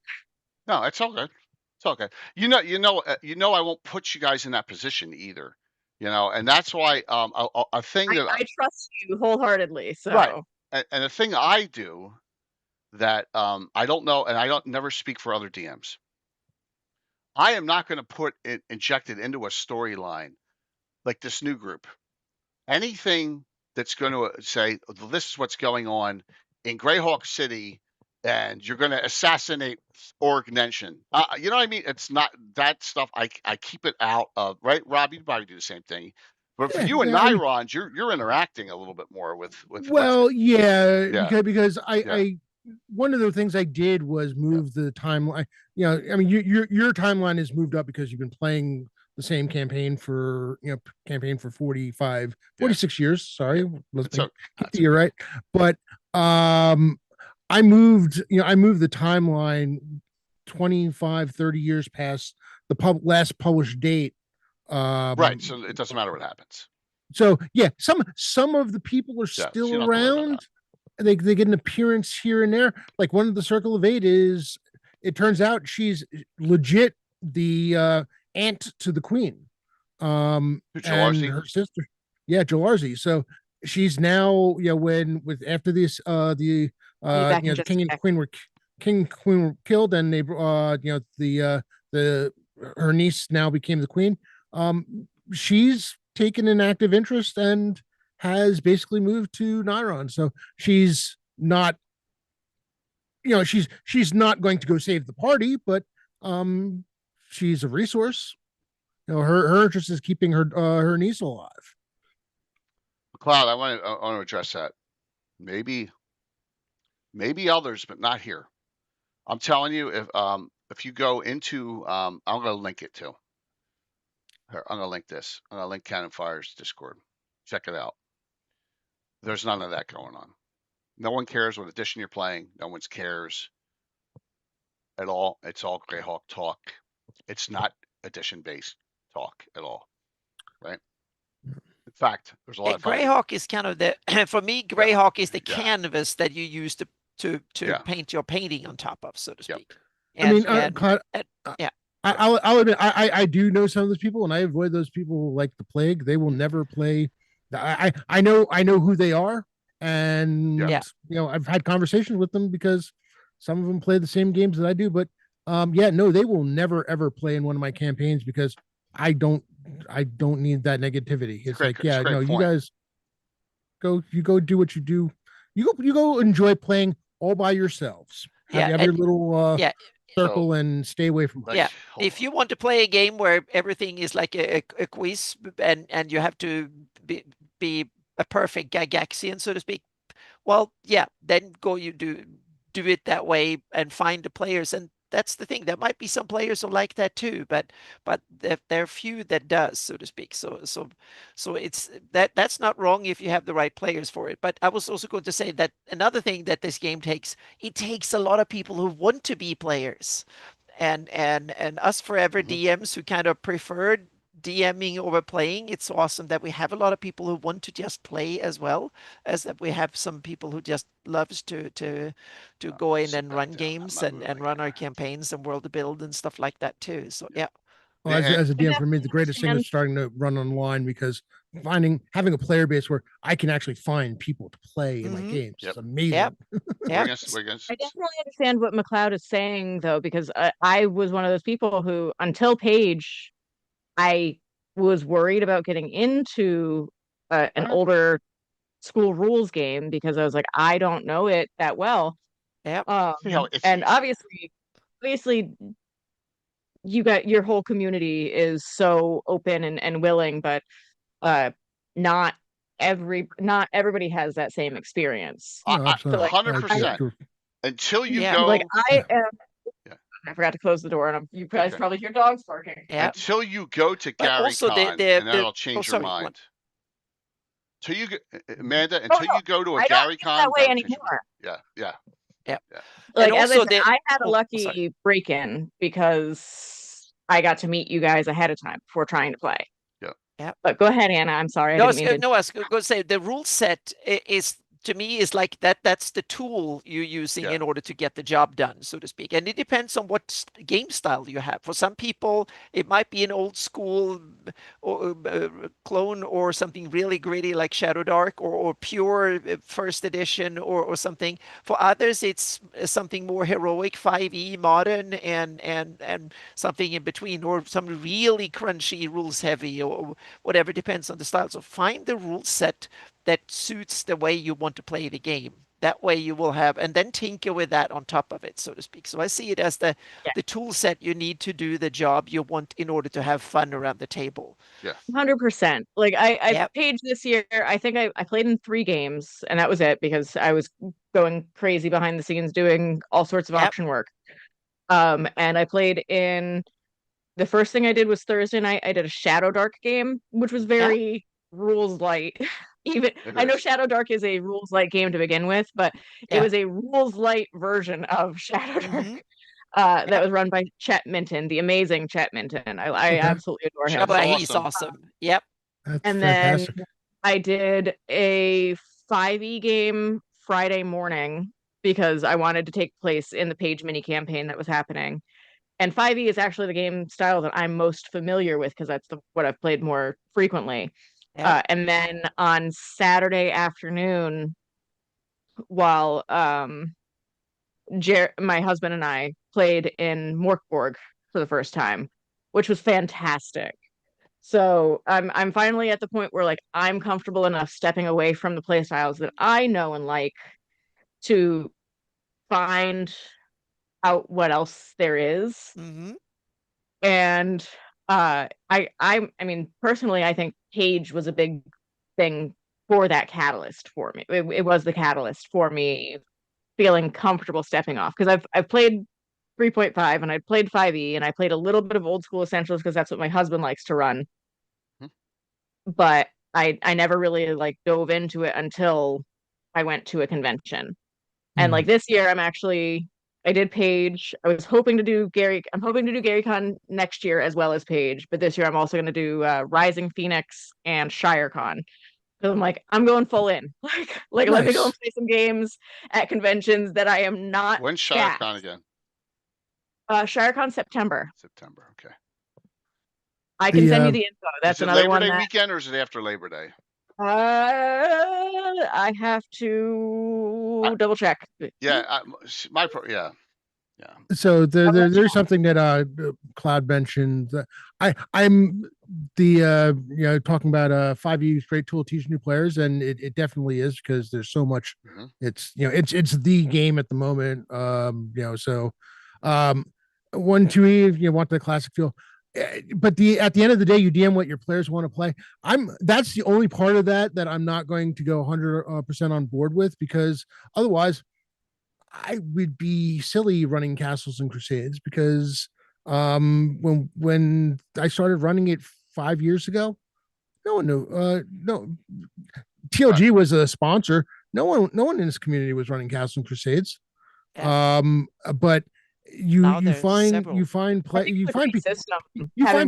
to take a chance. It's the thing is, you have to, if I started a campaign with Castle and Crusades and try to get, I'd probably have problem finding players. But I ran one shots, lots and lots of one shots, and people played in those one shots, and it's like, hey, this works. It's got a little bit of new, a little bit of old. You can find people who play alternative games depending on how you present that game. It's and my number one rule is, I do not disparage other games while I am presenting this game. It's like, I'll tell you how it's different from 5e. I'll tell you, where the differences are. Right. I've run 5e. I ran 5e for 4 years, or 5 years, or whatever it was. I played it. I'll still play 5e. I won't run it again, because for me as a DM, it's not fun. I enjoyed it at low levels. As soon as we get to the middle and higher levels, I don't enjoy running the game anymore. But I know people who do, and I'll play in their games. It's fine. All right, September 26th. Speaking of, if any of y'all know somebody looking to get a Shadowrun game up and running, connect me, please. Good old FASA. I think though, just kind of tagging on to what everybody was saying though, I started in 5e, love 5e, but I think it is the gaps for playing in 5e that actually draws you back to those original editions. 100%. Yeah, and it's what makes you go, because as you're playing it as a player and DM, there's things you're like, it just doesn't feel like it's got the continuity in how you're playing. So then those earlier editions make more sense. So I think that well done 5e draws you back. There is nothing wrong with 5e. Right. It gets in a lot of people into the industry. Mm-hmm. And I'm not saying anything bad about it. No. And there are loads and loads of tools for running it to make players' lives easier. It's one of those games where if we were in a pencil, still in a paper and pencil age of playing games, 5e and Pathfinder 2 would be damn near impossible. I mean, it'd be a miserable experience. If you guys have noticed, I print out every single character sheet for all of the games because I paper and pencil my way through them because that's how I started with. That's how. I mean, that's the only way I do it. I mean, I have all these characters are all in cardstock, right? Because I agree that there are so many tools out there making 5e so much more accessible for players. Mm-hmm. So and that's why people gravitate towards it, I think. I'm not going to burn in hell for holding these, okay, everyone? But since Anna and I are doing stuff in 5e content now, and major stuff, even though I'm never going to DM it, yes, one way or the other, you might, story so is a story. Yeah. Right, but we have to. Just because you write a story that falls into another campaign. Well, here's the thing: a story is a story is a story. Just because you write it to follow rules within 5e doesn't mean it can't be adapted to be used within your own game. In fact, yes. If what we complete when it gets completed, I will run it on my channel, but using 1e, 2e rules. So yep. So exactly. No, Michael, because if you want to give me those extra books, I'll give them back to my son. I kind of stole 2 of my son's books. No. That was not a nuke, McCloud. We talk here. We talk. No. That was not a nuke at all. Just note, I know what you're talking about because I see it on certain social media posts a lot. I see it. Like, does anyone know the Elven Maid Inn? She's on Twitter. She gets blasted. She got blasted by the Braunstein people. They went after her. I don't know what the big, I'm sorry, I almost swore, effing deal is about Braunstein and how you run that game.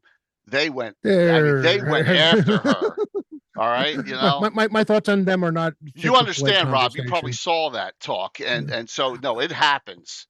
It happens. But they went exist on Twitter or X. So yeah, but it's just like, my God. I mean, that's so ridiculous. I stayed out of it. I did not want to get in the middle of that discussion.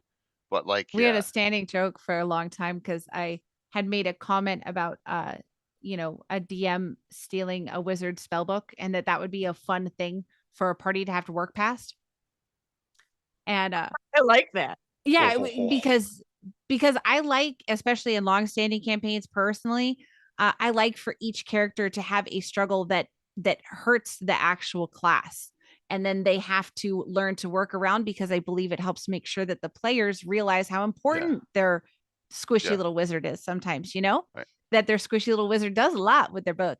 But I posted something about, take their spell books. It's fine. There are thieves everywhere. And that was a hated post. Well, so here's something that I let Ed spell point wizard spells. It just makes it easier, makes the game flow. My guys got to pre-memorize spells out of their spell book, but because of that, I don't have you with the traveling spell books. No wizard in 1e, 2e takes their spell books adventuring with them ever. No, that would make sense. All right, so that's an old rule going back in a Sorcerer's Scroll article by Gary Gygax. He came up with the hardbound traveling spell book, and you've seen that, Amanda, on the sheet in the back. One will say traveling spells, and it'll be other down here on the spell list.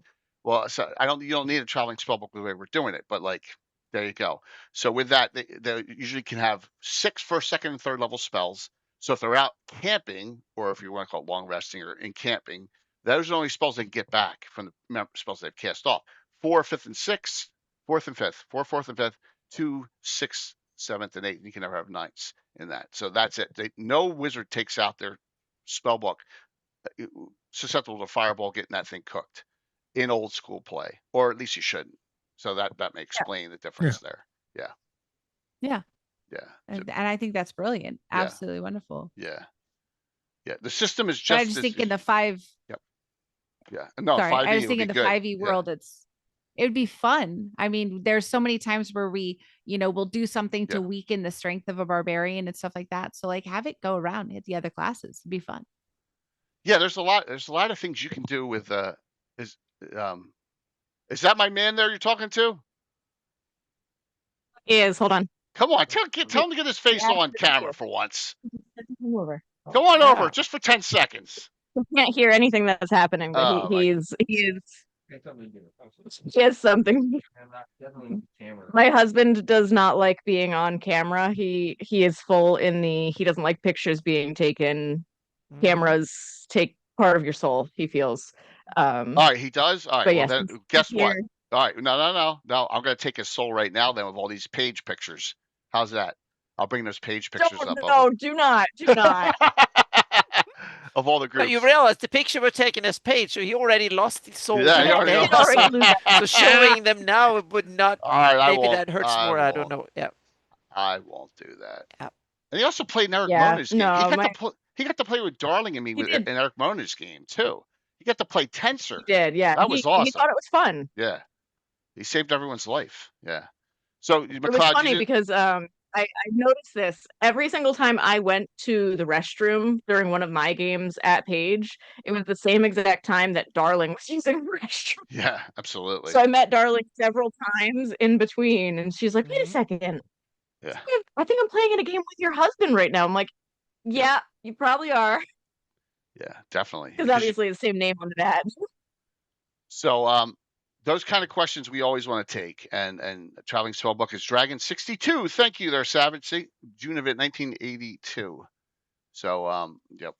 So the first 2 years we did not have Traveling Spellbooks in our game, or we may have and just got it from someone else. But like, for example, I like to show this as an example of the community coming together. This is This is Visions of Greyhawk number 2, right? This is a couple years old now, but this is like what the community can do, and it's all different editions in this book, right? And it's all unbelievably great content from the community written up, and these are available. Anna, can you link all the visions and or Sam, can you link all the visions and the Grey Grimoires and stuff, please? Can someone link them all in chat? I have the links. So, because we got a lot of new people here, so these are all free downloads.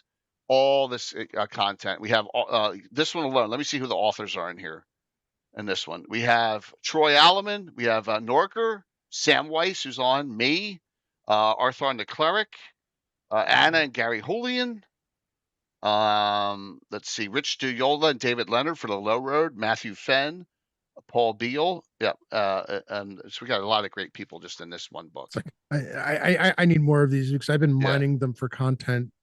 Yeah. Organizations and so on and so forth. It's been gold. Well, for example, this is the book. We bought so many. Yeah. Go ahead, Jay. Sorry. That's where my St. Benedor article originates from. So there you go. Yep. Go ahead. My husband and I bought so many just different rule sets and different stories at Page this year. We spent probably like $600 just buying like independent rule sets. We bought Shadow Dark and we bought Mothership, or no, he already had Mothership. We bought oh goodness, I forgot the name of the Mothership. Thank you. I got my Mothership stuff right immediately to my left. There was a Mothership spinoff. There was like Dark Space. We bought Justin Sorois had his Sickest Witch. We bought the special edition one that he put out, which his artwork is absolutely phenomenal. And I highly recommend that you guys check him out. Justin Sorois, Savage. I believe it's Savage Games. Savage Dragon Games, maybe? No, that might be something else. Oh, I've had too much Prosecco to be trying to talk about this, but it's a lot. Yeah. Six Switch is a phenomenal system. I highly recommend you guys checking it out. Yeah. And Justin is just the sweetest person. He's so great. But his system is all about, like, it's gory. I actually cannot talk about it on a family-friendly stream. Okay. But it's How about shut up? It's dark and it's really, really, really cool. Oh, I don't know what I just hit. There we go. You put out Driscara, which is not it, but no, but March 8th, she's on. Tiffany and yeah. Oh my god, my brain shut off.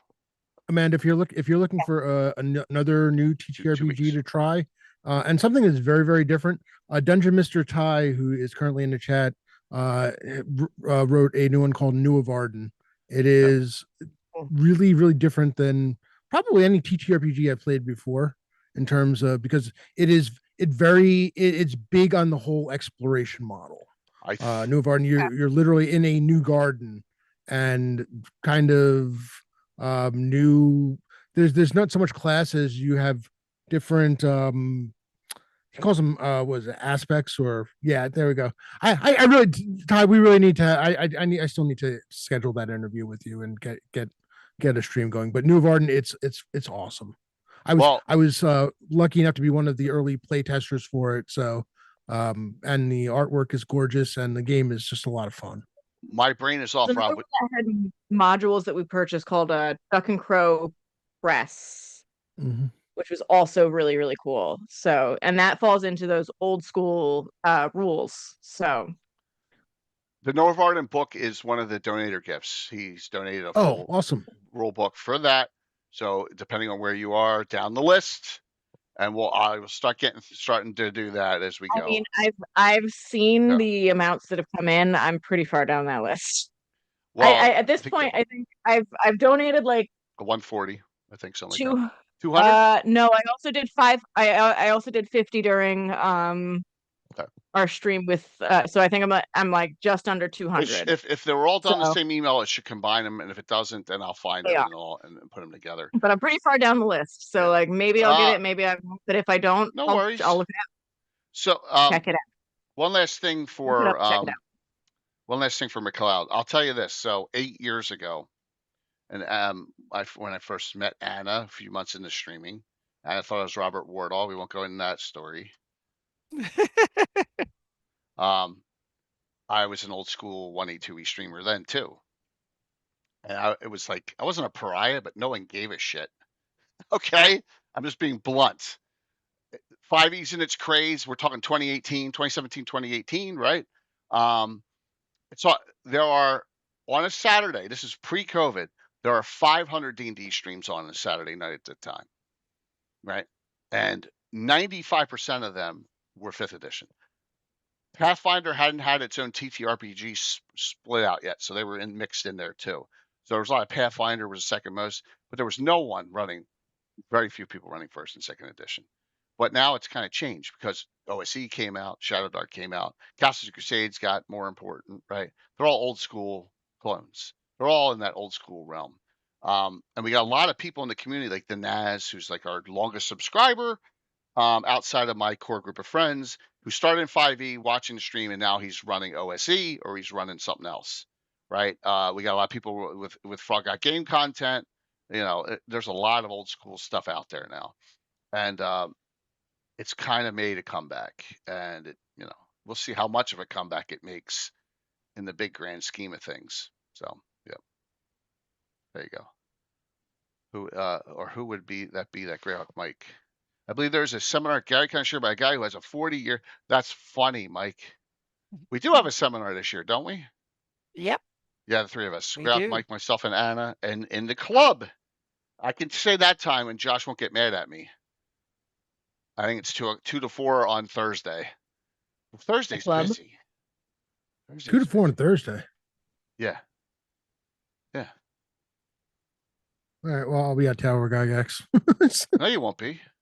Oh, you're not in that. All right. Yeah, Mike and I. Yeah, hold on a second. All right. Any other questions from the audience, McLeod? McLeod, that was a great question, by the way. I appreciate it. I'll get on a soapbox too, man. I really will. I'll get on a soapbox sometimes, and I'll agree or fight about things or whatever. But when it's not that way anymore. So, Bella. Oh my gosh, Bella. Bella. Bella, my best friend. Bella, thank you so very much. Here we are running. We're finishing up. We're at holy geez, hold on. Let me close this. We're $3,600+ over the goal, so we made it. I was going to start singing Barry Manilow. Looks like we made it, but I stopped myself because I suck at singing. The clapping is enough. I'm just kidding. So we did it, absolutely, and thank you for playing and your support as well. And let me know about what I put in your Discord here. So there we go, 35,791. I'm going to go not to there. What the hell? Here what was I doing? Oh, we're going here.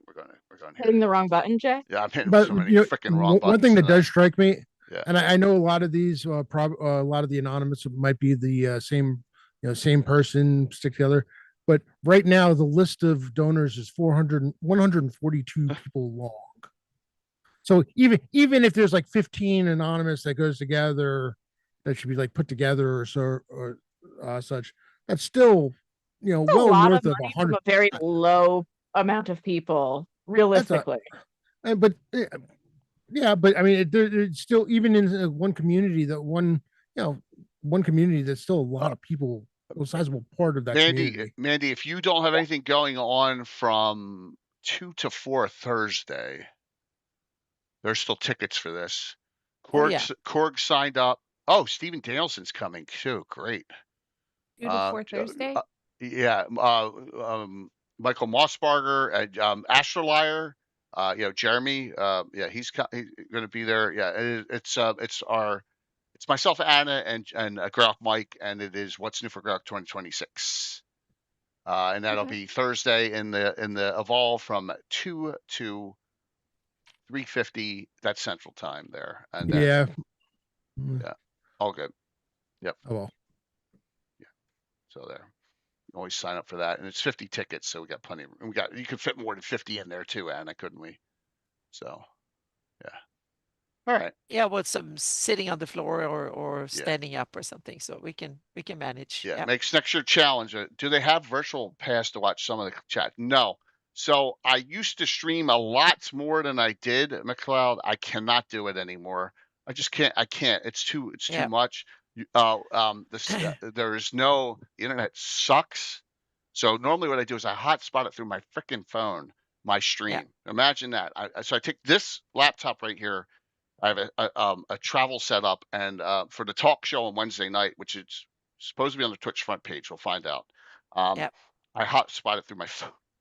Yeah, and I will run my seminar that I run at GaryCon. I will run it when I get back home. I will run it on my Twitch channel with showing the slides and talking about it. So I will basically run the seminar again when I get back home, showing all the slides and stuff. So you will get a chance, even if you're not at GaryCon, you will get a chance afterwards to see them and stuff. So, and it's the same 3 people we have on Wednesday nights for Legends and Lore. Myself, but you should have called it Legends and Lore, but that might have been a lot of people that go visit GaryCon might not know Legends. Right, that's why I say what's new for Greyhawk. That's good. That's because we do have new stuff for Greyhawk this year, especially. Oh yeah. That I'll probably get in trouble with for keep opening my mouth, but we'll get some special permission. As a matter of fact, what's going on this week? Right? Let me find what the hell's going on. Yeah, what's going on this week? Yeah, what's going on this week? Yeah. Wednesday night. Also, while we're taking a second, I do have to correct. It was not Barry Manilow that I was thinking of. It was Shania Twain that I was thinking of when I thought it looks like we made it. So we were thinking different songs. And now that I've got that song in my head, thank you. Looks like we made it. Looks like we made it. Yeah. Look how far we come now, baby. See, that sounds a little bit better than me. All right, we're going to do the G Series, G1, 2, and 3. We're going to talk about Against the Giants on Wednesday night. A great series. G1, G2, G3. We'll see how far we get. We'll also get into the weird Temple of the Elder Elemental God discussion, which is in G3, which still to this day doesn't make sense why it's there, but it's there, and there's conjecture. Joe Block has his own conjectures. I have mine. Yeah, but that'll be the discussion on Wednesday. Thursday night. Oh man, did you see that? Wait, is Joe Block part of the discussion? No. No, It's not. okay. It's not part of the discussion. Joe is a YouTube streamer, right? Is on YouTube a lot. I know he's on YouTube, but I wasn't sure if he was a special guest. He pops in from time to time. Yep. He does pop in from time to time. We have him invited on this, but this one now, we do. Usually he'll do virtual GrowdCon, ask the experts, and he'll do a couple other things for us. And he did the when we did the 20 top 20. Well, we did 15 top 15 adventures of all time as well. And then there'll be a game Thursday night, no title yet. And then there's this one for the best laid plans for Saturday morning, and we'll go to whatever's going on for next week. So, yep, I may change the name of the title yet. I'm not sure yet. But look at that group. And where do you see Cherry's and Bianca's character? I can't wait. Something for me to do while I'm prepping for GaryCon. So it'll be a fun group. It'll be fun. It's going to be so much fun. I'm so excited. And sure they don't despise my NPC, which I cannot believe. Again, how could we? He was so immediately like, we need to protect this man. This gnome. It's just a bunch of strong girls being like, we need to make sure he doesn't die. He got They okay, so that means they're not talking about Quentin. No. His name is Mitchell Sharp. And if you know from the 80s what the term Sharp means, the one mutant potato chip in every bag, you got a potato chips. That's what the term Sharp is. So yeah, Mitchell Sharp, he's a gnome. Yeah. Am I dropping frames? Yeah, I'm dropping. That's about that time. It's the weather. Occasionally, yeah. Okay, it's the weather. Yeah, it's remember we're in the zone. We're in the zone where we're getting slammed. So let's oh yeah, I'm really doing bad now.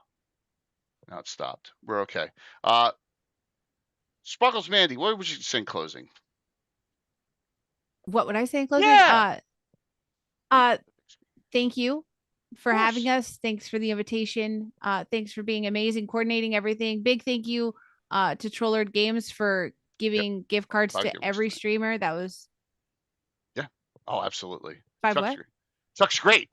There's 5 giveaways tonight from them. Oh yeah, the ones tonight, but I meant like for all the different streams throughout the couple days. Amazing. Let's see. Thank you to Get Off a Cloud for dealing with my ass and DMing. That's so awesome. Yeah. And I look forward to doing it again because it was so much fun. We will.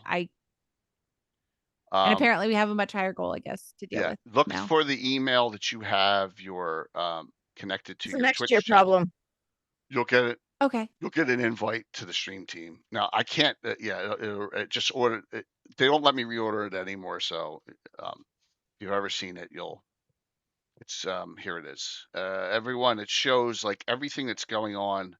Hold on, where the frick is it? I only have 20 pages of shot. There we go. So that's Grail Creatives. If you just click on that, it'll get over and like it'll show you everything's live. Like here, there's Lorca Samba, Darling, Marquee, Cave Geek Art, and Predators Rejects are all live now. It shows them. It shows every other channel that's involved. We got Violence, Disorderly Dice, Rogue Chick Bella, Orc Skull, Korg, Phantom, Myriad, Bird, Stronghold, Chaotic Good, 20 Sides, Little Bones, Guild Superior, White Hobbit, Armin, Troller Games, Moonlight, Castle Entertainment, and on and on and on. So that was the one thing I wanted to do when I became a Twitch partner was get that together. And so that was the very first thing I did. So, but yeah, thank you. Rob, how about you? Thanks for having us. Oh, my pleasure. Our pleasure. The community's pleasure. Thank you. First of all, thank you. I mean, I thank you for organizing this and thank you for handling like shout outs and all of the different discourse. I was good about good about social media and getting it out on threads and stuff, but So, but I really appreciate the help in making sure that people in the various community discords. Thank you so much to my players, because you make it worth it. It's having people that enjoy the kind of stories that I like to tell and just run with it. And I don't care if we can do combat all day. If that's what you enjoy, we can role play all day. We can do a little mix of the two, which is what we got in both cases. So it was, we call it my players, new players, old players, it doesn't matter. You're all fantastic. And the community, listen, what can you say? Every year we sit and look at that numbers like, okay, is that going to be doable? And every year we blow past it. The number that we hit is never the number that we were trying to hit the year before. It's like $3,000 to $4,000 to $5,000 past the number that we were trying to hit the previous year. So, and again, we're looking at this number for next year, and we'll get back to work on that. But there is so much more good to come. This community is fantastic. Everything you could want in a gaming community is here, and it's so true. A privilege to be a part of. It's special to be a part of, and I cannot wait. It's less than a month. We're getting really close to GaryCon, and I get to be among my people, and it's going to be freaking fantastic. Yeah. Oh, yeah, it's going to be awesome. Like I said, I look forward to Paige this year. And rooms haven't opened up yet, right, Amanda? They have not opened up the room selection yet, right? For GaryCon, for Paige. No, for Paige for next year. No, so they're sending emails to. They're doing it a little differently this year, where they're sending emails to first the gold badge and the they opened up a new badge slot this year that I wasn't able to get a part of. It was like partner badge or something like that. There were only 24 of them. So they're getting the emails first, and then I think a week after they're going to go to the VIP, and then or VIG, sorry, very important gamer, and then so on and so forth. I have anxiety, so I have already booked a room at the Hampton, right, just in case I don't manage. Even though I've got 2 gold badges, right, I booked a room at the Hampton just in case I don't get one at the Hilton, even though I know I'm going to get one at the Hilton. Yeah. But yes, so those emails should be coming out this week. Well, if you get your email, let me know, because Ron said no problem. I pay for my room even as a VA. Yes, because I have my son. So I've paid for my room every single year. So yes, same. So I'm like, Ron, please send me an email with the first group so I can get it. And he's like, no problem. So yeah, very cool. Oh yeah, so it's the vendors, the special guests, the gold badge, and the special new one that I can't remember the name of. They all get the first round. All good. So as soon as I get it, I'll let you know, just to make sure you also please. did. And thank you for participating this year. Really appreciate it. Really appreciate it. Of course. Thank you so much for having me. This has been such a blast. We'll have some fun on Saturday. I'm just excited to have been a part of it, and to have any influence on raising money for this incredible charity. To get a chance to meet all of the wonderful people that I got to play with this year. And thank you to all of our amazing our chat, all of our amazing supporters, all of the people who put forth donations for for gifts for our donators. Like it's incredible. And I got a big list to go through. Any amount of part of it it's truly an honor. Big list to go through, and it usually takes a couple weeks to get it all done, mailing out and all that stuff too, because a lot of it's in hardback. But it'll go quick. It'll go quickly. And thank you, all 3 of you, for being guests tonight, and all the other guests that were on earlier. And any final words? I just wanted to say thank you to everybody involved, and also the people that have donated cool stuff, prices and stuff like that too. And the sponsors that were, and of course, Jay, you've done the lion's share of all the work getting this done. So thank you again. I've just been a person who enjoyed it and done game prep and played a tiny little part here and there, so to speak. So we didn't do it this day, but we can do it on Wednesday. We can go over the little cool abomination. Oh my God, we completely forgot. Creatures. Yes, we can do that on Wednesday. So, oh my God, yeah, we go over all the background are monsters. Yes, exactly. That are We go over that on Wednesday as a last little teaser, and then we can do that in the beginning when we go over the final numbers if there's some more money popping in late or something like that. And I also want to just post the link to. I forgot to do that when we talked about the banners and stuff, so I post the link to my Patreon. And that one is open for everybody from day one. So just go there and download you have the volume 1 and volume 2 of the banners and a whole bunch of other stuff there too. So, yep. Awesome. Okay. All right, 5 giveaways. And thank you everybody for watching, donating. Yes, we got over 120 people on right now, which is great. So, we're going to go number 1. First winner's 50, second winner's 25, and then 3, 4, and 5 are 10s, and I will get them out tonight. Okay. Of course, Brungal. Thank you for everything that you and your wife does too for the giveaways, for sponsor donator gifts as well. Really appreciate it. I got a lot of stuff to go through, and it'll take some time. I got to keep it open for a little bit longer too for any late comers that want to donate. But we're at 35,791 right now. Yes, there we go. 35,791 is the so we're 3670 higher than last year, $3,670 higher than last year, which is amazing. All right. Here we go. Exclamation point drawing to get in. Yeah, man. It's a lot going on here, but we got it rolling. And Bella, thank you for the raid. And Robert Hartley and Gary Kahn Live and Stronghold and Disorderly Dice. I think I'm missing one. Oh my gosh. Orc Skull. No, that was yesterday. Man, I appreciate you all. Thank you for all the late donations. That was fantastic. Here we go. Closing it out. Let's see who wins. $50 gift certificate to Troller Games. The winner is Draxter1. Congrats. Draxter1, congrats. As long as you're around and on. Yeah. Yep. Let me just write these down because they get jumbled. It looks like they're in the list. Yeah. Okay. Thank you. Okay. Alrighty. Next. Yep. You got it. And they're in the chat. I got you. All right. Next winner. 25. Vamp Wickman. That's a good one. Vamp Wickman there. Chad, you got it. Chad plays on my channel too. He has an Earth Elementalist who did not get his sex changed. Sorry, Rob. So Selena is doing all just fine. Yeah, I know. It's just still funny. Next winner. I didn't. What's that, Anna? I was going to say I didn't know that Earth Elementals had genders. Bone won the next one. There you go. All righty, Captain Bone, you got a 10. All right. I got your Discord, so I know where to send that to.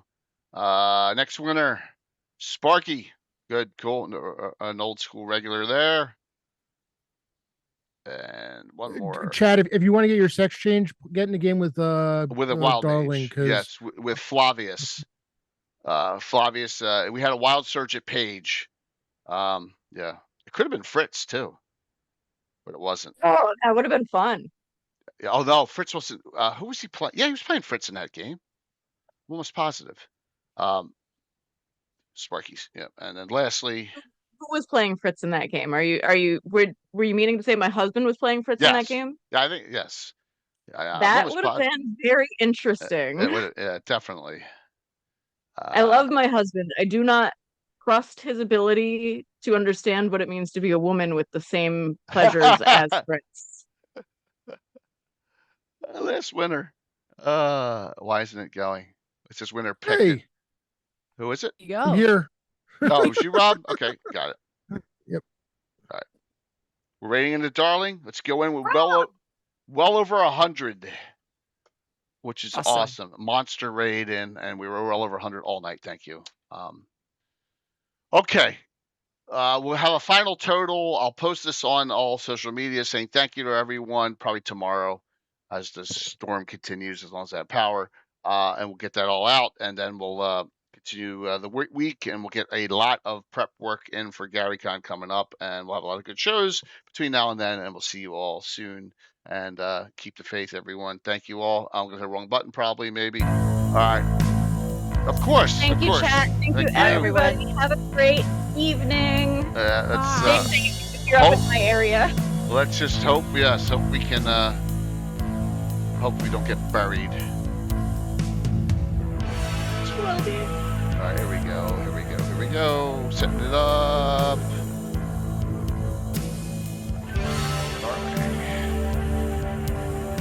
Thankfully, the wind here is not supposed to be that bad. We're saying 25 miles an hour. So. Oh yeah. Yeah, we're in the deep red or purple, depending on which one you're looking at. 18 to 24 inches and up. Purple is not good. No, it's not. We're getting just enough wind for it to be called a blizzard. 24 to 36 inches with 65 to 70 miles an hour. 5, 4, 3, 2, 1. All right, we'll see you Wednesday. All right, raid off.